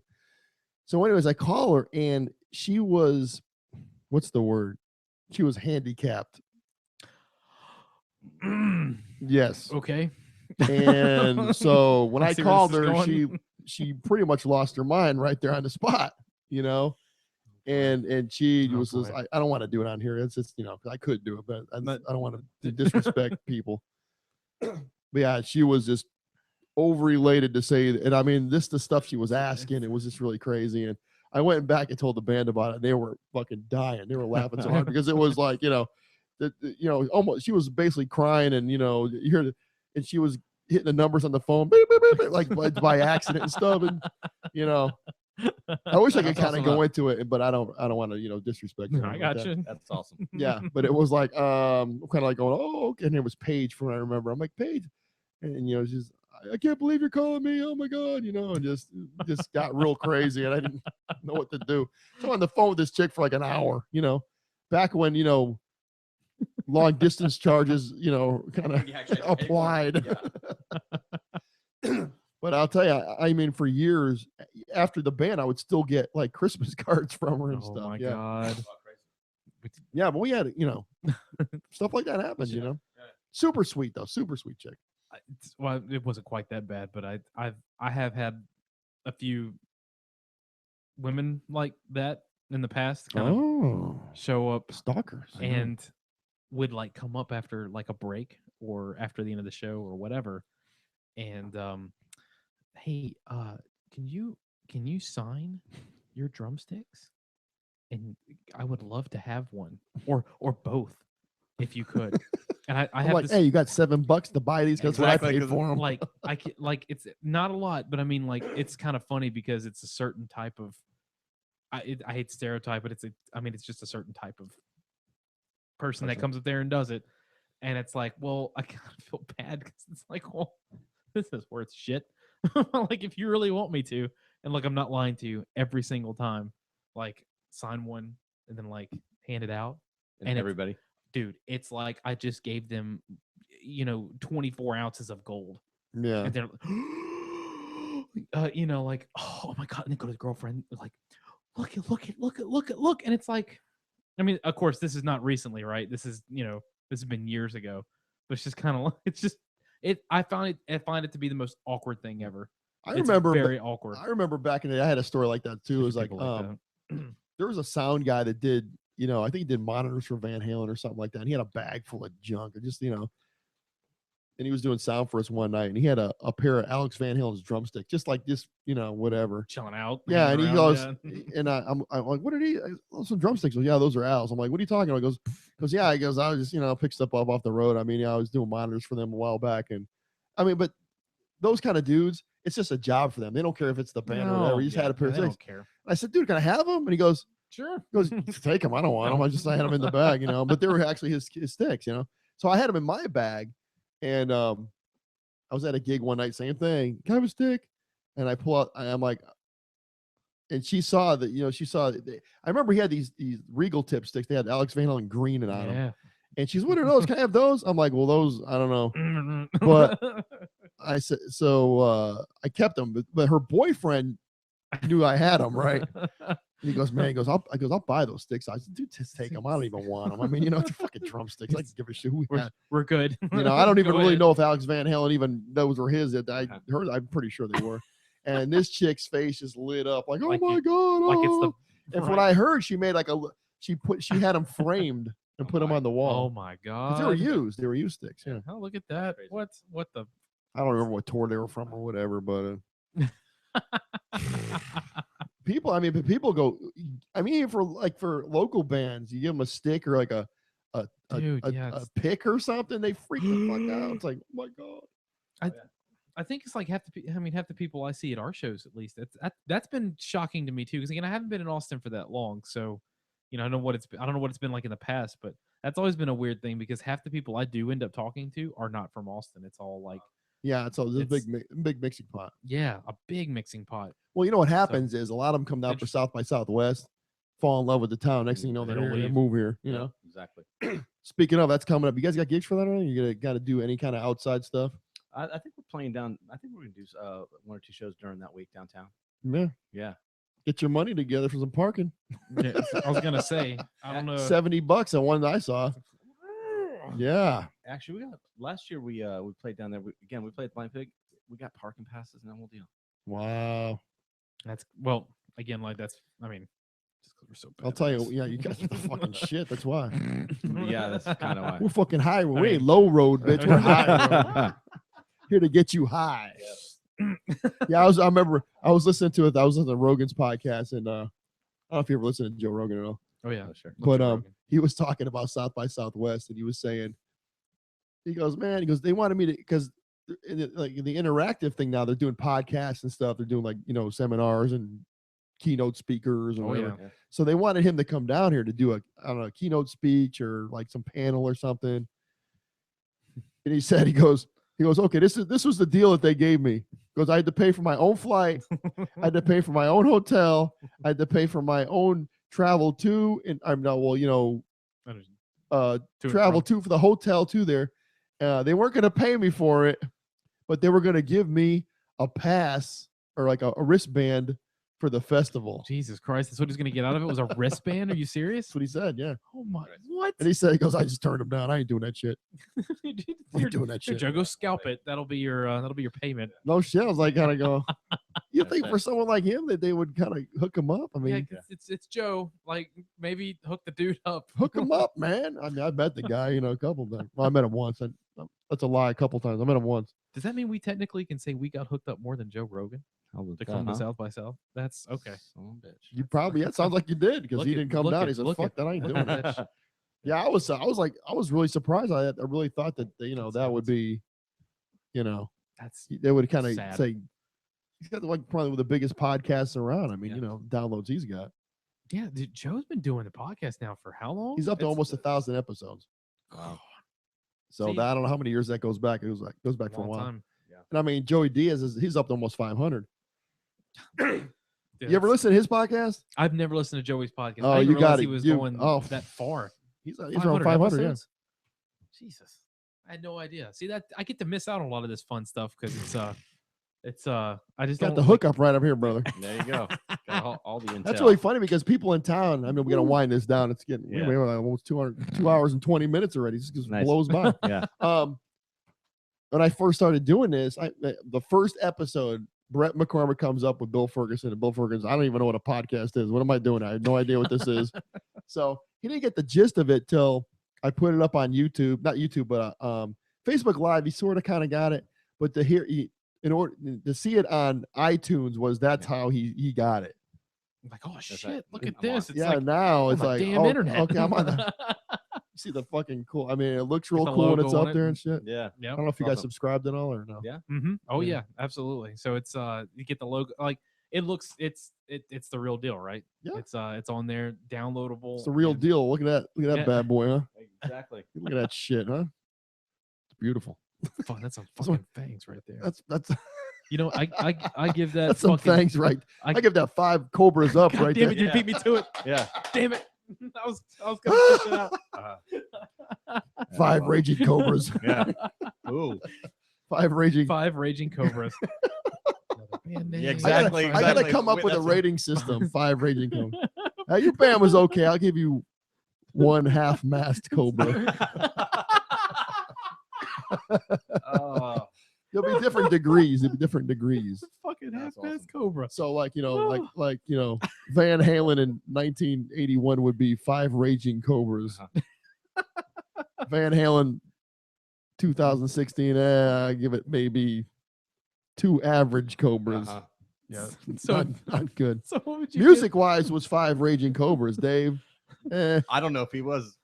1 It was bad. very low cobra. So what do you give Gary Sharon with Van Halen? I love Gary. Poor Gary. That's 1 lip cobra. There- No, It just was a- don't talk about Gary like That's that. just a bad fit.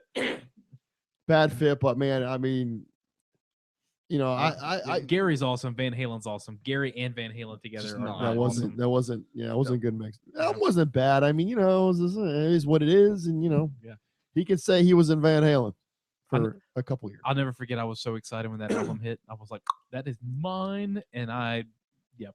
It was Yeah. funny because I knew about Gary being in a Van Halen before anybody knew about it. The reason why was that whole scene. We would go up to up to Massachusetts to go see those guys. Saw them a couple, 2-3 times when they're before the. It was like they signed the deal with A&M back. This is like fucking 86 or 87 or something, and they got actually the producer that produced it was the same guy that produced the Queen album that you bought, The Game. Mac, Mhm. he produced it. So they had this deal with A&M, and they were, of course, they were playing live all the time. And I don't know if they recorded the album or they were doing demos or what the deal was, but they had the deal. So we would go see them. Yeah, I think I know what you're talking about here. 'Cause there was some, if I remember this right, when there like some leaks that came out with this that were. what, the Van Halen thing? No, Yeah. this is extreme. This is Oh, way okay, okay. before. Yeah. It was, Yeah. So, anyways, My bad. I remember going to see them at this place called the Living Room, and it was it was a 2-lane bowling alley that was converted to a bar. So it was very thin but very long. You know what I mean? And they would play 2 shows a night. They would go in at like 8 and like 10:30. That kind of a thing. But they were a fucking phenomenal band. There was no one in that area could touch those guys. Yeah. So, anyways, years later, they did the More Than Words and got real big, huge, and they kind of sort of break up.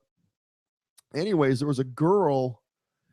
A lot of the scenes were together. Everybody knew everybody, and this person knew that person that knew that person. So we're actually we're in Austin driving down. Me and my buddy Mike, and he goes, "Hey," he goes, guess who's in Van Halen? This is like probably 3-4 months before it happened.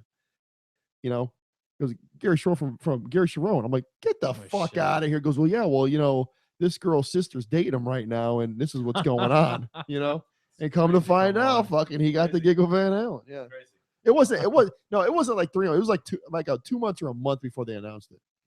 Damn. Yeah, but that lasted for however long it lasted. But Extreme's a killer, man. I don't, you know, fucking Nuno. I mean, shit, you know. Yeah, and who's playing drums for Extreme at the time? Was it Mangini then? No, Mangini came in afterwards. Okay. Another fucking phenomenal phenom freak from some other planet. Yeah, take some other drum planet. Another eighth of his talent guy. I'd like to have a little bit of that. He was at one time the fastest drummer on the planet. Remember that? Single strokes. Yeah. I watched him do that one actually. Super nice guy. Yeah, too. I saw him with Extreme at the back room. He had super long hair back then. Right. He played this Rototom kit. All Rototoms on it. Anyways, man, let's end this, man. It's getting a little late. You got it. Hey, thanks for coming up. Bobby, thanks for having us out. Yeah, thank you, Bobby. Hey, this won't be the first time. You guys are fun. I'll have you guys out here again. Yeah, well, definitely. If everybody's listening, man, go subscribe. Go subscribe. We're gonna give them some love, man. Get some love. Want to mention your dates again before we go? Anybody around next weekend going to be downtown. We're going to be at Blind Pig on next Saturday. It's super fun. Be kick-ass show. Is there a cover? Oh, as always. There's never a cover. There's never a cover there, man. Free. Head upstairs. Yeah. Can't say the parking's going to be free, but you know. No, but you know what the good thing is the walk's not bad to get there. So I mean, come if enjoy. If you go, bring your stubs, and Grant will give you money for parking. He'll pay for all your parking. Grant will buy all your drinks. All your drinks. I'll be standing. And he will take free pictures with you, free selfies with you. I can't guarantee they won't be nude. Sorry. Nude. Shit. Now no one's showing up, Grant. Not the nude ones. Good Lord Almighty. Woo. Thank you, brother. Hey, thanks for everybody. Thanks you guys showing up. And like I said, this is going to be up on iTunes, Stitcher Radio, Google Play Music in about an hour. And all the Facebook people, I always post it on the Facebook. Because I gotta. Right. I love Facebook, and I'm still getting hate. I'm still getting hate from the Facebook people about the Facebook live feed. You know, gotta come over. You gotta come over to the. Gotta go where the technology's at. This beautiful. If you see what I'm seeing right now, this beautiful visual stimulation I have here, and the audio is beautiful.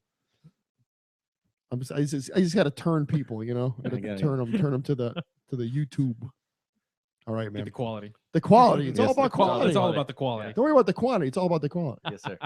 Stick around. We're gonna take a picture afterwards. I always do it for every podcast, and you bet, man. And all that fun stuff. Well, it was fun. We had a great time.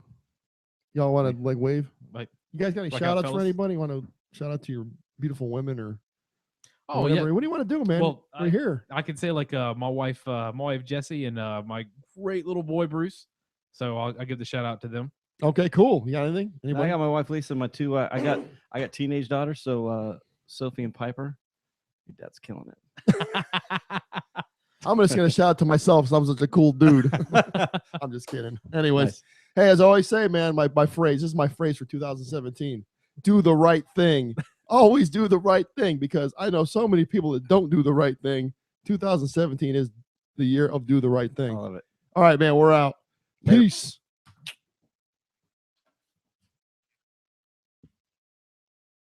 Nice. Oh, so anyways, about the little thing I was going to tell you about. We off? Okay, I can't.